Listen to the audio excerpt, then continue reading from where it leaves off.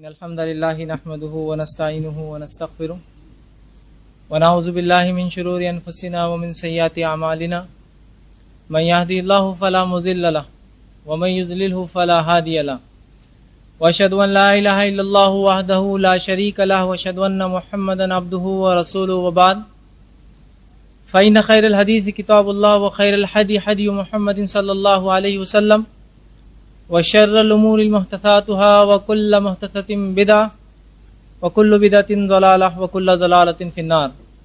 أعوذ بالله من الشيطان الرجيم. الحمد لله الذي هدانا لهذا والصلاة والسلام على خاتم النبيين والمرسلين. رب اشرح لي صدري ويسر لي أمري واحلل عقدة من لساني يفقهوا قولي. أما بعد. وقال عز وجل في القرآن المجيد. أعوذ بالله من الشيطان الرجيم. بسم الله الرحمن الرحيم. یوم یاتی بعض آیات ربک لا ینفع نفسا ایمانها لم تکن آمنت من قبل او کسبت فی ایمانها خیرا. اما بعد. تمام تعریفیں اس اللہ عز و جل کے لیے لائق و زیبا ہے جو تمام جہانوں کا بنانے والا اور اسے پالنے والا ہے، اور درود و سلام اس کے آخری نبی محمد صلی اللہ علیہ وسلم پر. الحمدللہ ہم تمام یہاں اس 10 روزہ اسلامی کانفرنس کے پہلے سیشن، پہلی نشست میں جمع ہوئے.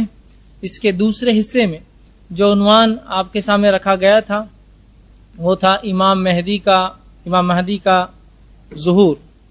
بہرحال بہت ساری باتیں جب یہ الفاظ ہم ذہن میں سنتے ہیں امام مہدی کے تعلق سے تو بہت سارے الفاظ آتے ہیں.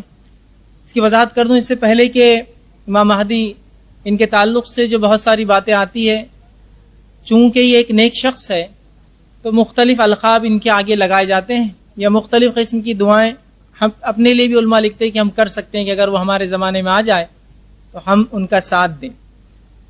تو پیمفلٹ میں یا پوسٹر میں آپ نے دیکھا مہدی علیہ السلام لکھا تھا، تو بہت سے لوگ اس میں ایک غلط فہمی میں وہ ہو جاتے ہیں، پڑ جاتے ہیں کہ علیہ السلام یہ نبی تو نہیں کوئی، پھر علیہ السلام کیوں لگایا گیا. علیہ السلام یہ دعا ہوتی ہے، یاد رکھیے. جیسے آپ کو میں سلام کرتا ہوں السلام علیکم، اس کا شارٹ فارم علیہ السلام ہوتا ہے. تو یہ انبیاؤں کو بھی لگایا جا سکتا ہے اور غیر انبیاؤں کو بھی لگتا ہے، جیسے کہ مریم علیہ السلام، حالانکہ نبی نہیں آپ. اسی طرح جو ہے بہت سارے اور بھی، لقمان علیہ السلام جبکہ آپ نبی نہیں تھے. تو اسی معنی میں علیہ السلام مطلب ان پر سلامتی ہو، ایک دعا کی شکل میں ہم کہتے ہیں.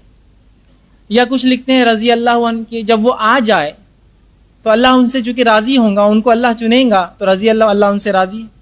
یا مہدی ہدان اللہ ہمیں ہدایت دے کہ ہمارے دور میں آ جائے تو ہم ان کا ساتھ دیں، تو ہدان اللہ کہ اللہ ہمیں ہدایت دے کہ ہم اگر وہ ہمارے زمانے میں آ جائے تو ان کے خلاف نہ ہو. بہرحال تو امام مہدی ان کا تذکرہ جب بھی آتا ہے بہت سارے اشکالات، بہت سارے سوالات، بہت ساری باتیں، کیا یہ نبی ہے، کیا یہ زندہ ہے، یہ کیا یہ کہیں چھپے ہوئے ہے، ان کا کیا معاملہ ہے، یہ پیدا ہوں گے یا مختلف قسم کی باتیں، یہ آسمان سے اتر کر آئے، کیا ہوگا، یہ کیا معاملہ ہے. اور چونکہ اس کی وضاحت نہیں ہوتی تو معاملہ پھر کیا ہوتا ہے، وہ بگڑتا چلا جاتا ہے. تو یہ بہت زیادہ ضروری ہے کہ علامت قیامت، جو قیامت کی نشانیاں نبی اکرم صلی اللہ علیہ وسلم نے احادیث مبارکہ کے اندر بیان کی ہے، اس کو ہم سمجھیں، اس کو ہم جانیں اور صحیح معنوں میں اس کو سمجھنے کی ہم کوشش کریں. ٹھیک، ورنہ ہوتا یوں ہے کہ قیامت کی جب نشانیوں کی علامتوں کی بات ہوتی ہے تو امت مسلمہ افراط و تفرید کا شکار ہوتی ہے. زیادتی یا کمی، یا تو آؤٹ آف باؤنڈری ہوتے ہیں یا بہت زیادہ انسائڈ باؤنڈری ہوتے ہیں. افراط و تفرید کا ہم شکار نہیں ہونا. معاملے میں ہمارا عقیدہ وہی ہونا چاہیے جو اہل سنت والجماعت مطلب صحابہ کی جماعت کا عقیدہ تھا. بہرحال وہ کیا تھا وہ بھی آگے رکھوں گا. اس سے پہلے کہ ہم آگے چلیں، چونکہ یہ بھی قیامت کی ایک نشانیوں میں سے ایک نشانی امام مہدی، تو مختصر باتیں قیامت کے تعلق سے ہم پہلے بس چند جملے، چند کلمات رکھتا ہوں کہ قیامت کی جو نشانیاں ہیں اس کے تعلق سے غلط فہمی یہ ہوتی کہ تمام نشانیاں بری ہیں. مثال کے طور پر قیامت کی نشانیوں میں سے ایک نشانی ہے کہ مکے میں اونچی اونچی عمارت تعمیر ہوں گی. اب کوئی مکہ چلے جائے، اونچی اونچی عمارت، قیامت اب نزدیک ہے، دیکھو نا اتنی بڑی عمارتیں بنا رہے، قیامت کی نشانی اور بڑی بڑی عمارتیں بنا رہے. ان کو عقل نہیں کیا لوگوں کو بنانے والوں کو. وہ بری چیز نہیں ہے، قیامت کی ہر علامت بری نہیں ہے. ٹھیک ہے، بتا قیامت کی جو نشانی اور علامتیں ہیں اس کی مثال ایسی ہے جیسا میل کا پتھر، مائل سٹون. جب آپ سفر کرتے ہیں تو سفر کرتے وقت میل کے پتھر آتے، مائل سٹون آتے ہیں. آپ جس شہر جا رہے ہیں اس کا لکھا ہوا تھا فلاں شہر 100 کلومیٹر دور، فلاں شہر 90 کلومیٹر دور، فلاں شہر 80 کلومیٹر دور. تو یہ علامتیں آپ کو در حقیقت بتا رہی ہے وہ چیز کتنی نزدیک ہے، لیکن یہ اچھی اور بری ہو سکتی ہے، لیکن ہر علامت بری نہیں ہے، ورنہ ہر علامت کو برا سمجھتے ہیں. اور جب بھی کوئی بات آتی ہے پیسہ بہت ہو جائے گا، دیکھو تم مالدار لوگ، تم سب نشانیاں قیامت کی، پیسہ بہت ہو جائے گا، حدیث میں ہے نا. تو ہر علامت بری نہیں ہے، میں یہ وضاحت کرنا چاہ رہا ہوں. اچھی اور بری دونوں ہو سکتی ہے علامتیں، ٹھیک ہے. تو کچھ علامتیں بری ہیں، جیسا زنا عام ہو جائیں گا، چوری عام ہو جائیں گی، لوگ جو ہے فحش کو، برائی کو عام کر لیں گے، گانے بجانے کے آلات عام ہوں گے، بری علامتیں ہیں. اچھی علامتیں بھی اس کے اندر بہت ساری، ٹھیک ہے.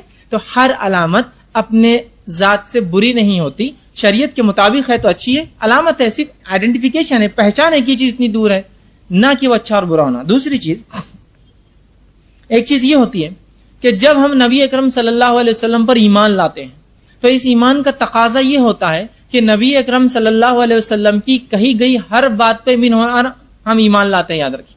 ورنہ بہت سارے لوگ نبی اکرم صلی اللہ علیہ وسلم پر ایمان کا دعویٰ کرتے ہیں اور آپ صلی اللہ علیہ وسلم کی باتوں کو اپنی عقلوں پر پرکھتے ہیں، اور عقلوں پر پھر کھری اترے تو مانتے ہیں، کھری نہ اترے تو یار یہ عقل میں نہیں آ رہی، لائق عمل نہیں ہوں گی. ہاں یہ عقل میں بڑی اچھی آ رہی بات، یہ ہونے والا ہے. تو یاد رکھیے میری اور آپ کی عقلیں اتنی اونچی معیار کی نہیں ہیں کہ وہ اللہ اور اس کی رسول کی باتوں کو جج کر سکے، اس کے اوپر فیصلہ سنا سکے. یہ بات ذرا غور سے سنیے. ورنہ بہت سارے لوگ ہوتے ہیں جو صحابہ کرام کو بھی جج کرتے ہیں، بلکہ اپنی حدوں سے آگے بڑھ کے انبیاءوں کو بھی جج کرتے ہوں. ایک صاحب ایک دن کہنے لگے اگر نوح علیہ السلام یہ غلطی نہ کرتے تو بڑا اچھا ہوتا. مطلب اب آپ جج کریں یہاں سے بیٹھ کے نوح کیا کرے جس تک سیدھی وہی آتی تھی. ٹھیک، تو اس طرح سے نہ ہماری عقلوں سے نہیں پرکھی جائیں گی یہ چیز کو. تو جب اللہ کے رسول صلی اللہ علیہ وسلم کو قول ثابت ہو جائے کہ یہ صحیح ہے تو پھر من و عن اس کو ماننا پڑے گا. ہم یہ کہہ سکتے ہیں اللہ مجھے توفیق دے، میری عقل کو اتنا وسعت دے کہ میں اس کو سمجھ سکوں، لیکن اپنی عقلوں سے اس چیز کو مت پرکھیے، اس چیز سے اپنی عقل کو پرکھیے.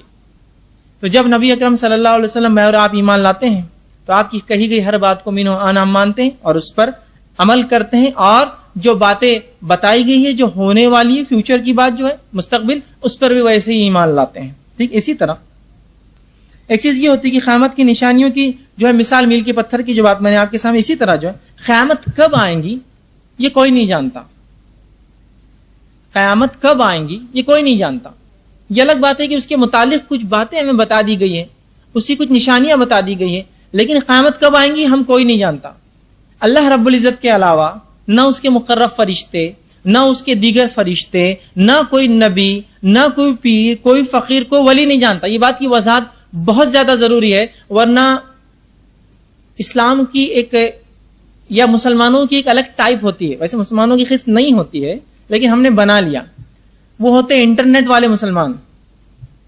وہ ایک عجیب ہی معاملہ رہتا ہو، انٹرنیٹ پر بیٹھ کر وہ اسلام کی جو اگر اسلام پھیل رہا ہے تو اس کو خوشی ہوتی ہے، اس کی آنکھوں سے آنسو جاری ہوتے، لیکن اذان ہوتی ہے نماز کو نہیں جاتا ہو، خوش ہوتا ہے اسلام بہت پھیل رہا ہے. انٹرنیٹ والا معاملہ ہی ایک عجیب ایک قسم ہے مسلمانوں کی. وہیں وہ بہت برائی کا ایسا کہیں کچھ ہو رہا ہے تو ان کو بڑا شدت سے وہ ہوتا ہے کہ دیکھو فلاں جگہ یہ ہو رہا ہے. ہونا چاہیے، بالکل ہونا چاہیے کہ کسی مسلمان کو کہیں بھی تکلیف ہو تو محسوس ہونا چاہیے، لیکن پڑوسی بھوکے کی تکلیف محسوس نہیں ہوتی، وہاں کی محسوس ہوتی ہے اس کو. یہ ایک عجیب بات ہے نا. فطری چیز تو کیا ہے، میرے گھر والوں کی، میرے پڑوس کی تکلیف پہلے محسوس ہے، بعد میں دور کی، اس کو دور کی محسوس نزدیک کی نہیں ہوتی. تو تھوڑا سا وہاں ایک عجیب قسم کا ایک ماحول ہوتا ہے، ایک عجیب قسم کا ماحول، اور وہاں بہت سارے ویڈیوز ہوتے ہیں، بہت ساری انفارمیشن صحیح غلط بہرحال سب مکس ہوتا ہے، معاملہ کچھ بہرحال طے نہیں ہوتا ہے. اس میں سے لوگ لے لیتے ہیں اور بہت ساری باتیں ایسے کچھ لوگوں نے کہہ دیا قیامت 2012 میں آئیں گی. میں نے کہا پھر قیامت کی علامت اللہ نے جلدی جلدی کر دینا، اس لیے کہ اب 1 سال بچا اللہ کے پاس، صرف 2012 اب ختم ہونے آ رہا، اب 6 مہینے میں کرنا ہے باقی کام تو ہے نا. کیسے ہوگا؟ تو ایسا کیسے ہو سکتا ہے کوئی طے کر لے کہ قیامت فلاں دن آئیں گی، جب کہ نہ کوئی مقرب فرشتہ جانتا ہے، نہ اس کے نبی نے کبھی بتایا. جو کچھ قیامت کے بارے میں اللہ کی کتاب نے کہا، نبی اکرم صلی اللہ علیہ وسلم کی حدیث نے کہا، وہ کیا ہے مانو؟ وہ یہ کہا بڑی قریب ہے، بہت نزدیک ہے، ان قریب ہے، تم غفلت میں رہو گے اور وہ آ جائیں گے. مطلب بہت زیادہ قریب ہے، لیکن کب میں نہیں جانتا، کب ہم نہیں جانتے، کب نبی اکرم صلی اللہ علیہ وسلم، کب کوئی نہیں جانتا، کوئی نہیں جانتا. یاد رکھ، حتیٰ کہ انجیل کا مطالعہ کرے تو عیسیٰ علیہ السلام سے سوال ہو کہ قیامت کب آئیں گے، آپ نے فرمایا میرا رب کے علاوہ کوئی نہیں جانتا ہے. کسی نبی نے نہیں کہا، اس لیے کوئی نہیں جانتا قیامت کب آئیں گی. لیکن قرآن نے جو باتیں کہی بس قریب ہے. سورہ احزاب سورہ نمبر 33 آیت نمبر 63 میں اللہ فرماتا ہے اور کہتا ہے وما یدریک لعل الساعۃ تکون قریبا. آپ کو کیا خبر ہے ممکن ہے قیامت بہت قریب ہو. نبی اکرم صلی اللہ علیہ وسلم کو کہا جا رہا ہے کہ آپ کو کیا پتا قیامت کا ممکن ہے بہت قریب ہو. تو قیامت کا تذکرہ جب بھی اللہ نے قرآن میں کیا قریب کے الفاظ ہی کہیں نہ کہیں اس کے اطراف آتے ہیں کہ قریب ہے, بہت ممکن ہے, عین نزدیک ہے. اسی طرح دوسرے مقام پہ فرمایا سورہ نوح کے اندر آیت 6 اور 7 میں انہم یرونہ بعیدا ونراہ قریبا. تم اسے دور دیکھتے ہو ہم نزدیک دیکھتے ہیں قیامت کو. مطلب مشرکین مکہ کو جب رسول اللہ صلی اللہ علیہ وسلم بتا رہے قیامت آنے والی ہے تو وہ اسے دور دیکھ رہے ہیں. اللہ کہہ رہا ہم قریب دیکھتے ہیں اس کو. مطلب بس ہے کب ہے ہم نہیں جانتے, بس قریب ہے, لیکن غفلت میں ہم ہوں گے اور آ جائیں گے کبھی بار. ٹھیک. اسی طرح اللہ رب العزت قرآن میں فرماتا ہے سورہ قمر سورہ نمبر 54 آیت نمبر 1 میں کہتا ہے اقتربت الساعۃ وانشق القمر کہ قیامت آ گئی اور چاند ٹکڑوں میں ہو گیا. تو بہرحال لیکن کب آئیں گے ہم نہیں جانتے, جو کچھ پتا ہے کہ بہت قریب ہے, نزدیک. اب قیامت کی جو علامتیں ان کی دو قسمیں ہیں. وہ علامتیں جو بڑی ہیں, وہ علامتیں جو چھوٹی ہے. اب اس میں فرق کیا ہے, آپ بولیں گے بڑی علامتیں کیا ہوتی ہے اور چھوٹی کیا ہوتی ہے, تو سن لیجئے. قیامت کی چھوٹی علامتیں وہ ہوتی ہے کہ جو فطری ہے, جو ہوتا ہے اس میں اضافہ ہو جائیں گا. جیسے جھوٹ لوگ آپ صلی اللہ علیہ وسلم کے دور میں بولتے تھے, جھوٹ لوگ آج ہی بولتے ہیں, قیامت سے پہلے زیادہ بولیں گے, چھوٹی علامت. زنا آپ صلی اللہ علیہ وسلم کے دور میں بھی ہوتا تھا, زنا آج بھی ہوتا ہے, زنا قیامت سے پہلے بھی ہوگا, قیامت تک ہوگا, لیکن تب زیادہ ہو جائیں گا, تو چھوٹی علامت ہے. گانے بجانے کے آلات نبی اکرم صلی اللہ علیہ وسلم کے دور میں بھی تھے, آج بھی ہے, قیامت سے پہلے لیکن زیادہ ہو جائیں گے, تو یہ چھوٹی علامت. قیامت کی بڑی علامتیں وہ ہوتی ہے جو فطرت سے ہٹ کر, معمول سے ہٹ کر, قدرت سے ہٹ کر ہوں گی. وہ جیسے کہ آسمان سے کسی کا اترنا اور لوگوں کا اس کو دیکھنا, جیسا عیسیٰ علیہ السلام کا نزول فطرت سے ہٹ کر چیز ہے نا, عام طور سے نہیں ہوتا ایسا.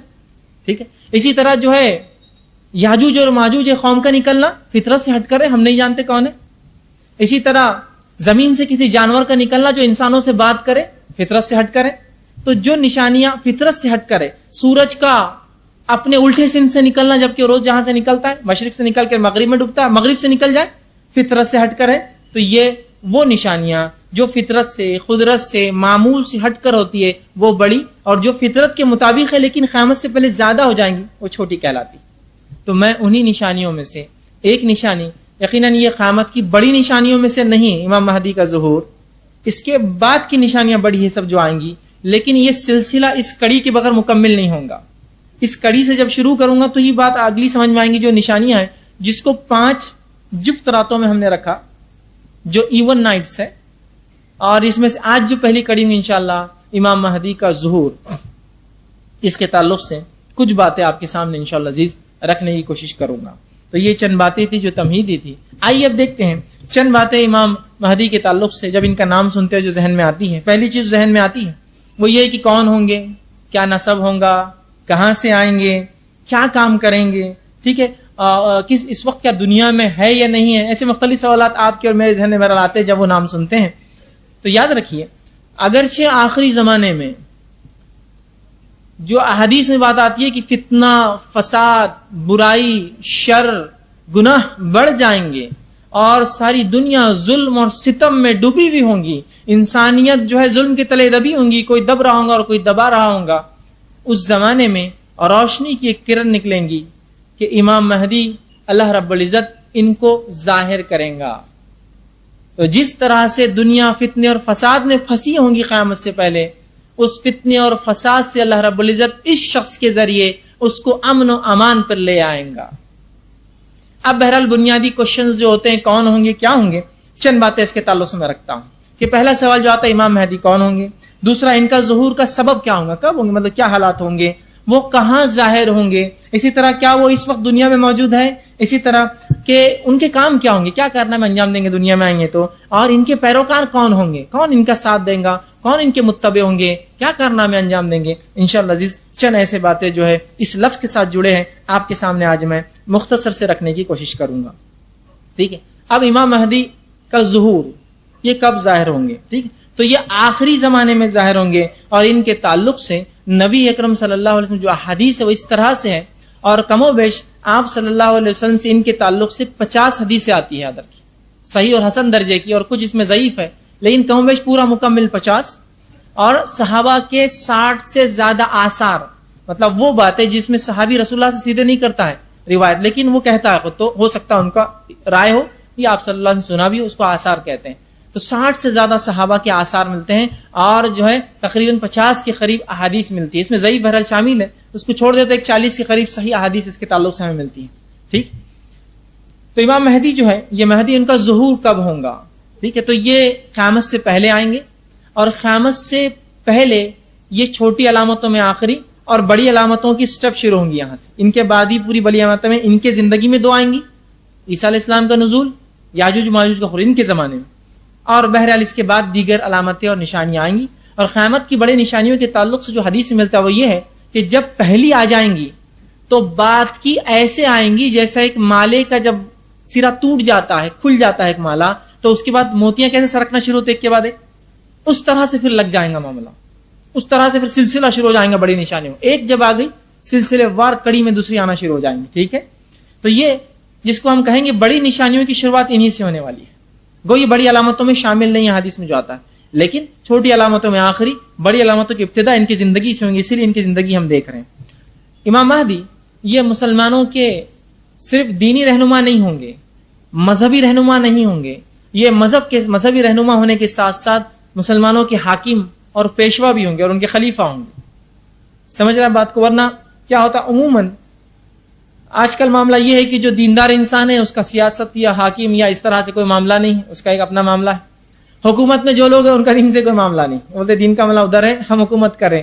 ٹھیک. تو معاملہ اس طرح سے. امام مہدی کے تعلق سے یہ مت سوچیے، وہ جہاں مسلمانوں کے مذہبی قائد اور رہنما ہوں گے خلیفہ، اسی طرح وہ دنیا میں حاکم ہوں گے اور مسلمانوں کے خلیفہ بھی ہوں گے ساتھ میں، یاد رکھیں. ٹھیک. یہ ان کی خصوصیت ہے، یاد رکھیں. ٹھیک.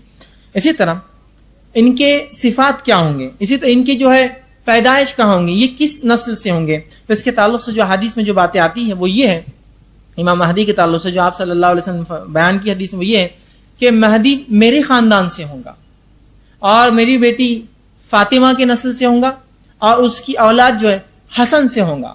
بالکل خصوص بتا دیا کہ مہدی جو ہے جب آئیں گے تو ان کی نسل یہ ہوں گی کہ آپ صلی اللہ علیہ وسلم خاندان میں فاطمہ رضی اللہ عنہ، حضرت علی اور فاطمہ سے، اور آپ کے بیٹے حسن سے رضی اللہ جو ہے ان سے یہ ہوں گے. یاد رکھیے. اب بہت سے لوگ کہتے ہیں ہمیں کیسا پتہ چلے گا جب آئیں گے ان کی نسل سے؟ جب آ جائیں گے علامتیں ظاہر ہو جائیں گی تو سمجھ جانا انہی کے اس سے. بات سمجھ رہا ہے بات؟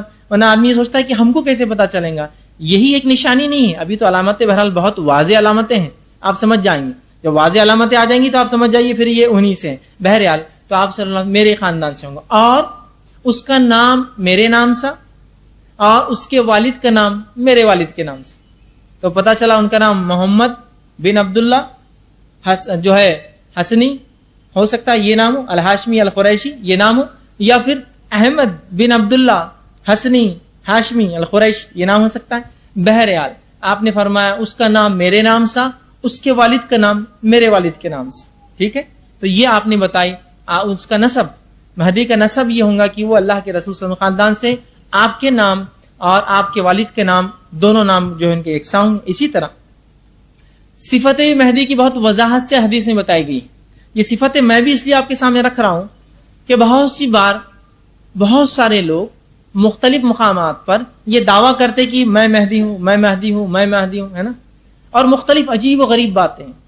ایک بات آپ کے سامنے رکھتا ہوں. ایک مجھے فون کال آیا، انہوں نے کہا کیا حالات ہے اورنگ آباد کے، یہ تعلق اورنگ آباد سے تھا اس لیے آپ کے سامنے رکھ رہا ہوں. میں نے کہا اچھے حالات ہے ماشاء اللہ اب تک. تو آپ کا کیا ارادہ اور خیال ہے؟ فون تو کیا آپ نے؟ کہا نہیں میں فلاں. اچھا. میں نے کہا پھر ٹھیک ہے، کیا معاملہ ہے؟ تو کہا ایک صاحب مجھے ملے تھے جو ہندوستان کے ایک جو علاقے گوا میں کام کرتے تھے.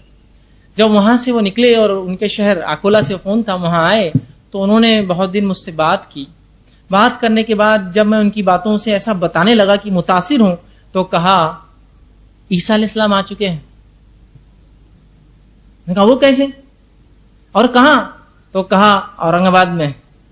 ماشاء اللہ، یہ فضیلت مجھے نہیں پتا تھی شہر کی. بہت ساری فضیلتیں بتائیں مجھے اورنگ آباد کی، یہ فضیلت نہیں پتا تھی. میں کہا اچھا اورنگ آباد میں؟ کہا ہاں. ایک صاحب بڑے مجھے بہت دنوں سے کہہ رہے تھے اور بہت مجھے جو ہے سمجھا رہے تھے. میں نے ایسا تصور دیا، ہاں میں آپ کا قائل ہو چکا ہوں. تو کہا پھر عیسیٰ علیہ السلام آ چکے ہیں, آپ چلیے میرے ساتھ. میں نے کہا اس شہر کا یہ شرف اور ہم اس سے محروم. تو میں نے کہا ان سے پوچھا نہیں آپ نے چھپے ہوئے کیوں ہیں, جب آ چکے تو چھپے ہوئے کیوں؟ تو کہا ٹیررزم کا بہت مسئلہ ہے, یہ مسئلہ ختم ہونے کے بعد آ جائیں گے. ٹیررزم ذرا زیادہ چل رہا ہے نا, تو ابھی رسک یہ ہے ان کا نکلنا, ابھی چھپے ہوئے ہیں, ٹیررزم ختم ہونے نکلیں گے. میں نے کہا ماشاء اللہ. پھر اورنگ آباد میں تو پھر اور بھی مسئلہ ان کے لیے ظاہر ہونا ٹھیک ہے, ابھی چھپے رہے تو زیادہ اچھا ہے. بہرحال اندازہ لگائیے آپ, کیا مسلمانوں کو اتنا نہیں سمجھتا کہ اتنی صفتیں, اتنی باتیں حدیث میں آئی ہے, اتنی کھلی نشانیاں, اس کے بعد بھی اس طرح کی باتیں, ایسے عقیدے ایسی باتوں پر ایمان رکھتے ہیں, ایک دوسرے کو بولتے ہیں. کتنی عجیب بات ہے نا, ہنسی بھی آتی ہے لیکن ایک عجیب چیز لگتی ہے. کیسے عقائد مسلمان رکھ رہے ہیں, کیسی باتیں وہ سوچتے ہیں, کیسے کام وہ کر رہے ہیں. بہرحال تو مہدی کے تعلق سے بڑی صفتیں آئی ہیں. ان صفتوں کو آپ جان لیں تو بہت سے لوگ ایسے دعوے دار بھی ہوتے ہیں مہدی کے کہ میں مہدی ہوں. ٹھیک ہے بھائی, آ جائیے تھوڑا سی صفتیں دیکھ لیتے آپ. بہرحال آپ صلی اللہ علیہ وسلم نے ان کے تعلق سے پہلی چیز تو فرمائی کہ میری نسل سے ہوں گا. دوسری ابو داؤد کی روایت ہے, آپ صلی اللہ علیہ وسلم فرماتے ہیں, حضرت ابو سعید خدری رضی اللہ عنہ حدیث کے راوی, وہ کہتے ہیں کہ مہدی مجھ سے ہوں گا. آپ صلی اللہ علیہ وسلم فرمایا یعنی میری نسل سے ہوں گا. اور آپ صلی اللہ علیہ وسلم فرمایا کہ اس کا نسب ہوا. پھر آپ نے فرمایا اس کی جسمانی صفت یوں فرمائی اور کہا وہ چوڑی پیشانی والا ہوں گا, اور فرمایا لمبی ناک والا ہوں گا. عربی زبان میں جو الفاظ چوڑی پیشانی اور لمبی ناک کے لیے استعمال ہو, اس کا معنی یہ ہوتا ہے کہ جس کا بال گنجے ہو, ٹکلا, وہ نہیں, جس کی پیشانی بال دور سے شروع ہوتے, پیچھے سے آتے, جسے پیشانی چوڑی ہو جاتی ہے. ایک دوسرا لمبی ناک والا ہوں گا, تو اس کا معنی ہوتا ہے لمبی, چپٹی اور اونچی اور کھڑی ناک, یہ معنی ہوتا ہے. اب بہت سارے لوگ مہدی کا دعویٰ کرتے ہیں بڑی بڑی چوڑی ناکیں.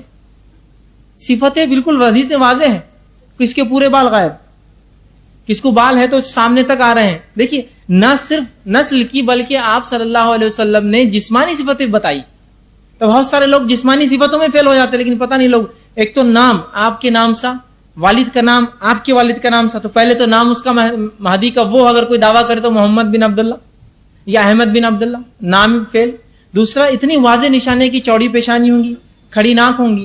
اور اسی طرح جو ہے جو چوڑی پیشانی اور کھڑی ناک کے لیے الفاظ آتے ہیں, اس کا معنی یہ ہوتا ہے کہ پیشانی پہ بال پیچھے سے, اور ناک چپٹی ہوں گی, اور معاف کرنا کھڑی ہوں گی, اور کھڑے ہونے کے بعد چپٹی ہوتی ہے نا, باریک ناک جو بولتے ہیں, اس میں چوڑی نہیں, اور اوپر سے اونچی ہوتی ہے جو ناک, اس طرح سے ان کی ناک ہوں گی. اس طرح کے اوصاف آپ صلی اللہ علیہ وسلم نے وضاحت کے حدیث میں واضح کی. اسی طرح جو ہے مہدی حضرت حسن بن علی کی نسل سے کیوں ہوں گا, اس کے تعلق سے علماء نے بڑی بہت ساری باتیں کی. علامہ ابن کثیر رحمہ اللہ کہتے ہیں چونکہ حسن رضی اللہ عنہ نے امت کے اندر فتنہ اور فساد نہ ہو بول کر اپنی خلافت خلیفہ چنے جانے کے بعد آپ نے اپنی خلافت کو چھوڑ کر جو ہے معاویہ ابن ابی سفیان رضی اللہ عنہ کے ہاتھ پر بیعت کر لی تھی تاکہ امت فتنے فساد سے بچ جائے.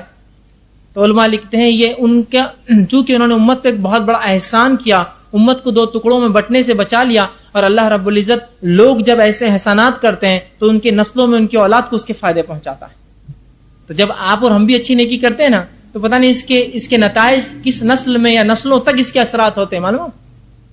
جیسے کہ علامہ ابن کثیر اپنی تفسیر میں لکھتے ہیں سورہ کہف کے واقعے کے اندر, جو خضر علیہ السلام نے وہ جو دو یتیموں کی ایک دیوار تھی گر رہی تھی اس کو بنایا, وہ لکھتے ہیں ان کی 10ویں نسل میں, 10ویں مطلب جو ان کے والدین سے مراد 10ویں نسل میں کچھ اچھے لوگ تھے, ان کی نیکی کی وجہ سے اللہ نے 10 نسل بعد ان بچوں کے لیے خضر علیہ السلام کو اس کام کرنے لگایا. تو نیکی کرنے کے فائدے یہ بھی ہوتے ہیں, نسل در نسل اس کے فائدے ہو سکتے ہیں.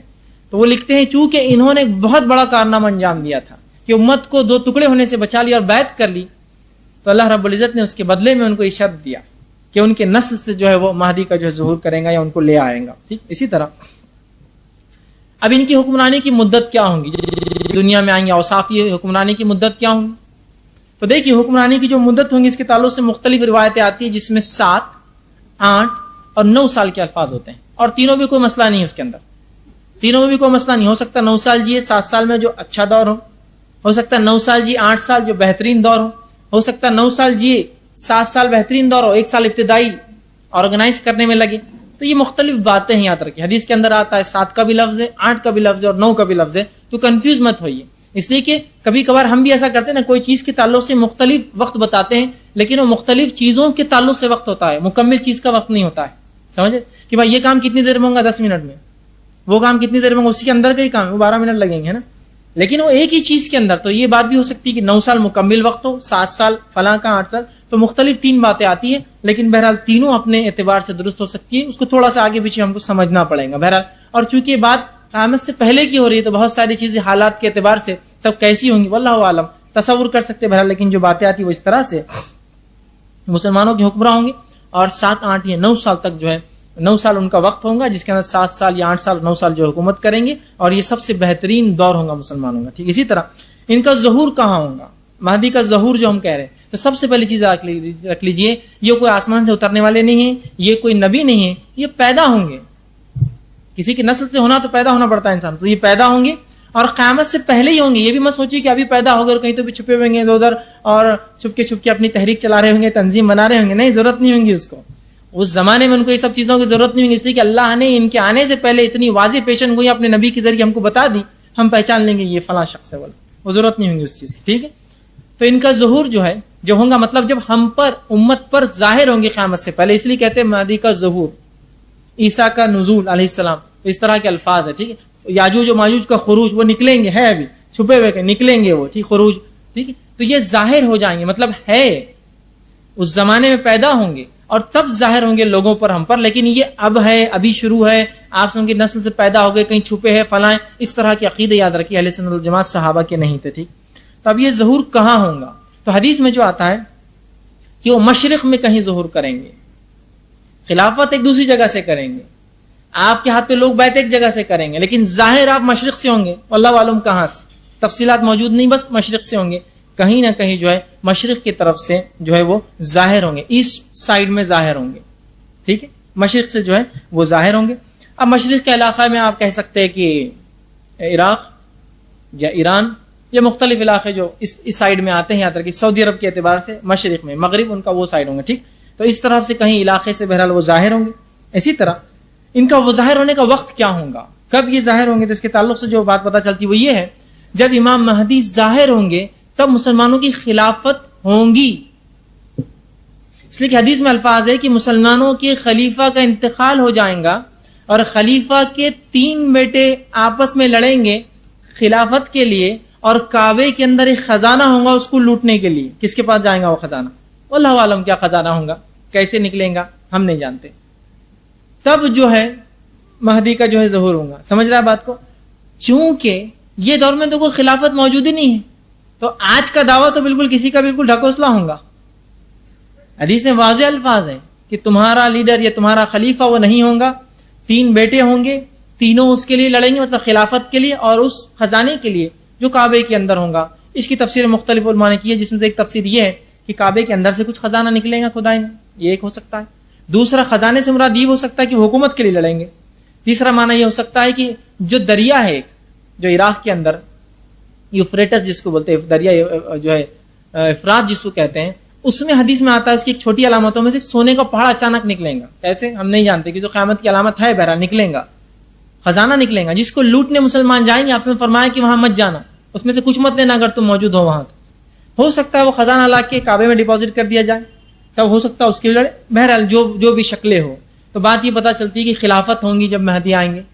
ٹھیک ہے، خلیفہ ہوں گے اور خلیفہ کے 3 بیٹے جنگ کریں گے، کون اس کو سنبھالے گا. ٹھیک ہے، اور اس کے بعد پھر وہاں سے مہدی جو ہے مکہ شہر میں ظاہر ہوں گے کہیں جو ہے اس علاقے کے مشرق کے. لیکن جب ظاہر ہوں گے تو مکہ میں ظاہر ہوں گے، شہر مکہ کے اندر ظاہر ہوں گے. اور جب آپ ظاہر ہوں گے لوگوں کو پتہ چلے گا تو آپ کعبے اور مقام ابراہیم کے بیچ میں کہیں لوگوں سے بیعت لیں گے، لوگ پہچانیں گے اور آپ کے ہاتھ پہ بیعت کریں گے. اسی طرح صوبان رضی اللہ عنہ فرماتے ہیں، آپ سن کی ایک حدیث فرماتے اور کہتے ہیں، ابن ماجہ کی روایت ہے، اور وہ کہتے ہیں تمہارے کعبے کی خزانے کے پاس 3 آدمی آپس میں جنگ کریں گے، ان میں سے ہر ایک خلیفہ کا بیٹا ہوگا. جب مہدی آئیں گے تو کیا ہوں گے حالت؟ 3 لوگ جو بیٹے ہوں گے وہ خزانے کے لیے وہاں لڑ رہے ہوں گے، بیٹا ہوگا، مگر یہ خزانہ کسی کو بھی نہیں ملے گا. آپ فرماتا ہے کہ پھر مشرق سے کالے جھنڈے نمودار ہوں گے، وہ تم کو اس طریقے سے قتل کریں گے کہ جس سے پہلے کوئی مثال نہ ملتی ہو. صوبان کہتے ہیں رضی اللہ عنہ نے کہا، پھر آپ صلی اللہ علیہ وسلم نے کوئی بات فرمائی جو مجھے یاد نہ رہی حدیث کے اندر. ٹھیک ہے، پھر آپ صلی اللہ علیہ وسلم نے فرمایا، جب تم اس مہدی کو دیکھو تو اس کی بیعت کر لو، خواہ تم برف پر گھٹنوں کے بل گھسیٹ کے تمہیں جانا پڑے. مطلب جب مہدی آ جائے، واضح علامتیں آ جائے تو دیر نہ کرنا اس کے ہاتھ پر بیعت کرنے، مطلب ان کی طرفداری کرنا، ان کے ساتھ ہو لینا، خلاف ورزی نہ کرنا. ٹھیک ہے بات سمجھ رہے؟ اور جب وہ ظاہر ہوں گے تو ایک جنگ ہوگی جس میں ظاہر سی بات ہے حق کو بلند کرنے کے لیے مہدی کو بھی لڑنا پڑے گا، اس لیے کہ لڑائی ہر بار بری نہیں ہوتی ہے، امن کے لیے بھی جنگیں ہوتی ہے. ظاہر سی بات ہے ہر امن والا ملک ایک ملٹری رکھتا ہے اپنی، اس لیے کہ اگر امن میں رہنا ہے تو فوج رکھنا ہوتی ہے، ورنہ بدامنی پھیلتی، سمجھے؟ تو ان کو بھی جنگ کرنا ہوگی، اور اس کے بعد بہت سارے عرب اس میں قتل ہوں گے اس جنگ میں، چونکہ بہت سے لوگ ان کی طرف سے ہوں گے جو 3 خلیفہ کے بیٹے ہوں گے، اور حق پسند لوگ مہدی کا ساتھ دیں گے، جس کی وجہ سے ایک جنگ ہوں گی اور بہت سارے لوگ اس میں مارے جائیں گے. اسی طرح جو ہے کعبے کے خزانے کی تفصیلات بھرا میں رکھ دی. اسی طرح جو ہے ایک مستدرک حاکم کی روایت آتی ہے، آپ صلی اللہ علیہ وسلم ابو سعید خدری رضی اللہ عنہ حدیث کے راوی ہے، آپ نے فرمایا اور کہا میری امت کے آخری زمانے میں مہدی کا ظہور ہوگا، اللہ تعالیٰ اس کے دور میں خوب بارش برسائیں گا، ایک اچھا دور ہوگا مسلمانوں کا، گائیں زمین خوب جو ہے اپنی جو ہے پیداوار نکالیں گی، مطلب خوب اناج نکلیں گا اور خوب پیداوار ہوں گی. وہ لوگ لوگوں میں برابری کی بنیاد پر مال تقسیم کریں گا، مال مویشی کی کثرت ہو جائے گی اور امت اسلام عظیم امت بن جائیں گی، وہ 7-8 برس زندہ رہیں گے. ٹھیک، تو اس حدیث میں آپ سے فرمایا کہ جب مہدی آ جائیں گے تو دنیا میں امن و امان قائم ہو جائیں گا، لا اسٹیبلش ہو جائیں گا، اور ساتھ میں دنیا میں فراوانی ہو جائیں گی، اور وہ سب کو مال تقسیم کریں گا. اور اس حد تک مال تقسیم کریں گے کہ الفاظ آتے ہیں کہ وہ منادی لگائیں گے، روز کسی شخص کو کہیں گے جاؤ اعلان کرو، کوئی مال چاہتا ہے گا، ایک شخص اعلان کریں گے اور کہیں گے کسی کو کچھ چاہیے، کوئی کچھ نہیں کہیں گا. آپ سے فرماتے ایک شخص کہیں گا مجھے چاہیے، وہ کہیں گے آ جاؤ، خزانے کا دروازہ کھولیں گا، کہیں گا جتنا ہونا لے لو.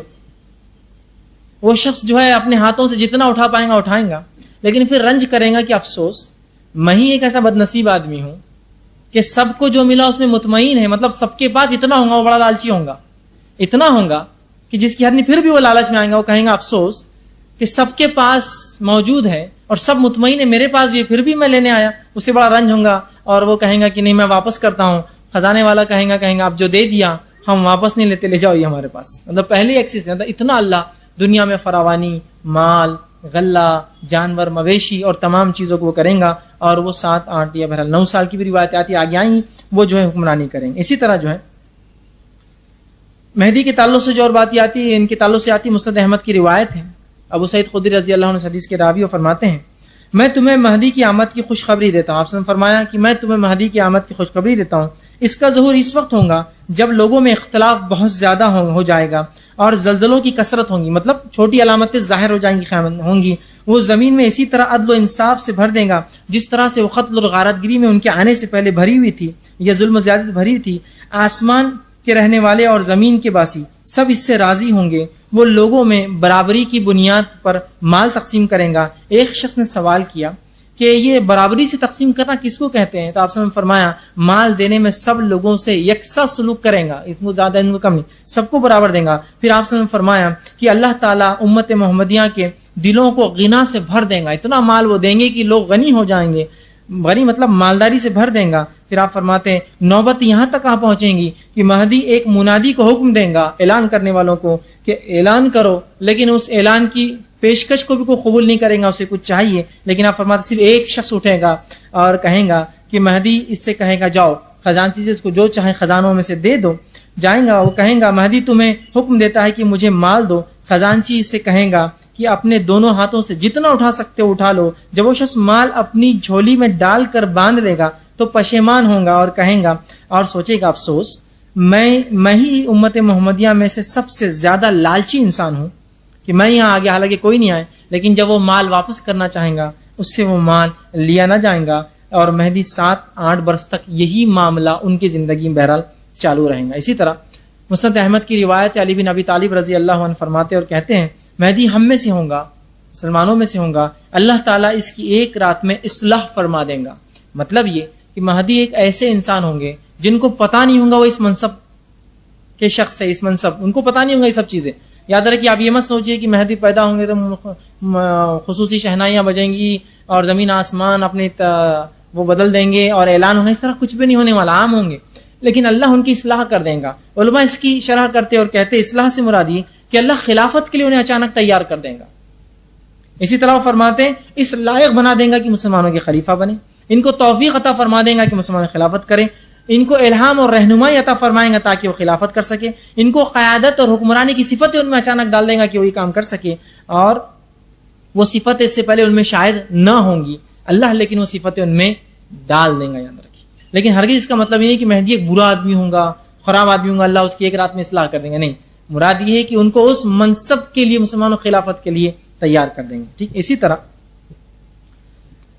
بہت ساری حدیثوں میں آپ صلی اللہ علیہ وسلم اس کا تذکرہ فرمایا. اور حدیث مسند احمد کی روایت ہے، آپ صلی اللہ علیہ وسلم فرمایا، اور آپ نے کہا حضرت جابر رضی اللہ عنہ حدیث کے راوی، اور فرمایا عیسیٰ ابن مریم آسمان سے جب نازل ہوں گے تو مسلمانوں کے امیر امام مہدی ان سے کہیں گے کہ تشریف لائے اور نماز کی امامت کریے. وہ معذرت کر دیں گے، عیسیٰ علیہ السلام انکار کر دیں گے، معذرت فرمائیں گے اور کہیں گے اس کی امامت ان لوگوں کے لیے زیبا ہے، مطلب امت محمدیہ کے لیے امامت زیبا ہے، یہ اس امت پر اللہ کا احسان اور فضل ہوگا. مطلب جب امام مہدی آئیں گے انہی کے زمانے میں عیسیٰ علیہ السلام نازل ہوں گے، اور عیسیٰ علیہ السلام جب آئیں گے تو امام مہدی پورا بہرحال تفصیلات انشاءاللہ عیسیٰ علیہ السلام کے نزول میں واقع آئیں گا، ابھی اتنا وقت نہیں ہے. جب اتریں گے تو عصر یا مغرب کی نماز کا وقت ہوگا، عصر یا معاف کرنا فجر کی نماز کا وقت ہوگا، اقامت دی جائیں گی، عیسیٰ علیہ السلام نازل ہوں گے. مہدی کہیں گے کہ عیسیٰ علیہ السلام آپ نماز پڑھائیں گی، آپ کہیں گے کہ نہیں، اقامت آپ کے لیے دی گئی، نماز آپ ہی پڑھائیے، اور یہ اس امت کا شرف ہوگا. لیکن اس کا ہرگز معنی یہ نہیں ہے کہ مہدی افضل ہوں گے عیسیٰ علیہ السلام سے، اس لیے کہ نبی اکرم صلی اللہ علیہ وسلم نے بھی ابوبکر صدیق رضی اللہ عنہ کے پیچھے نماز پڑھی، اور عبد الرحمن ابن عوف رضی اللہ عنہ کے پیچھے بھی نماز پڑھی. ٹھیک ہے. اس کا مطلب ہرگز یہ نہیں کہ مہدی ان سے افضل ہوں گے. اس کا مقصد بتانے کا یہ ہے کہ عیسیٰ علیہ السلام بھی اسی مطلب امت محمدیہ جو ہے اس میں آئیں گے اور شریعت محمدی پہ ہی عمل کریں گے. یاد رکھیے یہ اس کا معنی ہے کہ اس امام کے پیچھے جو مسلمانوں میں سے ہوں گا آپ نماز پڑھیں گے، یہ ان کا شرف اور اس امت کا شرف ہوگا. اسی طرح ابو سعید خدری رضی اللہ عنہ فرماتے ہیں، ابو نعیم کی روایت آپ فرماتے ہیں، جس امام کی اقتداء میں عیسیٰ علیہ السلام نماز ادا کریں گے وہ ہم میں سے ہی ہوں گا. ٹھیک ہے، مطلب مسلمانوں میں سے ہوں گا. ٹھیک ہے. اسی طرح بہت ساری باتیں جو ہے امام مہدی کے تعلق سے مختلف روایتوں میں بہرحال آتی ہیں، اتنا وقت نہیں کہ میں تمام رکھوں، کچھ سیدھا باتیں رکھ رہا ہوں. اسی طرح ابو داؤد کی روایت علی بن ابی طالب رضی اللہ عنہ فرماتے ہیں اور کہتے ہیں، اگر دنیا کا ایک دن بھی باقی رہا، مطلب دنیا ختم ہونے میں اگر ایک دن بھی باقی رہا تو اللہ اس دن کو لمبا کر دیں گا. مطلب مہدی کا آنا، امام مہدی کا آنا اتنا اٹوٹ ہے، اتنا طے شدہ ہے کہ اگر ایک دن ہی بچیں گا تو اللہ اس دن کو لمبا کر کے مہدی کو اس میں لائیں گا. سمجھے؟ تو آپ فرماتے ہیں اگر دنیا کا ایک دن بھی باقی ہو جائے تو اس میں اللہ تعالیٰ میرے اہل بیت میں سے ایک شخص کو ظاہر کریں گا جو زمین کو اسی طرح عدل و انصاف سے بھر دیں گا جس طرح اس سے پہلے وہ ظلم و ستم سے بھری ہوئی تھی. مطلب ان کا آنا اتنا اٹل ہے اور اتنا اٹوٹ ہے. اسی طرح صحیح مسلم کی روایت ہے، آپ صلی اللہ علیہ وسلم فرماتے ہیں، جابر بن عبداللہ رضی اللہ عنہ اس حدیث کے راوی اور کہتے ہیں، آپ نے فرمایا قریب ہے کہ عراق والوں کو غلہ بند ہو جائے گا، قریب ہے کہ عراق والوں کو غلہ بند ہو جائے گا، نقد آنا بند ہو جائے گا. مطلب ان کے اناج پر بھی پابندی، کھانے پینے پر، ان کی اکنامی بھی پابندی، ان کا اناج بند ہو جائے گا، ان کو مال آنا جو ہے بند ہو جائے گا، نقد آنا بند ہو جائے گا. ہم نے پوچھا، صحابہ نے پوچھا کیسے ہوگا، اس طرح سے کیسے ہوگا، لوگ اس کا اناج اور جو ہے پیسہ بند کر دیں گے.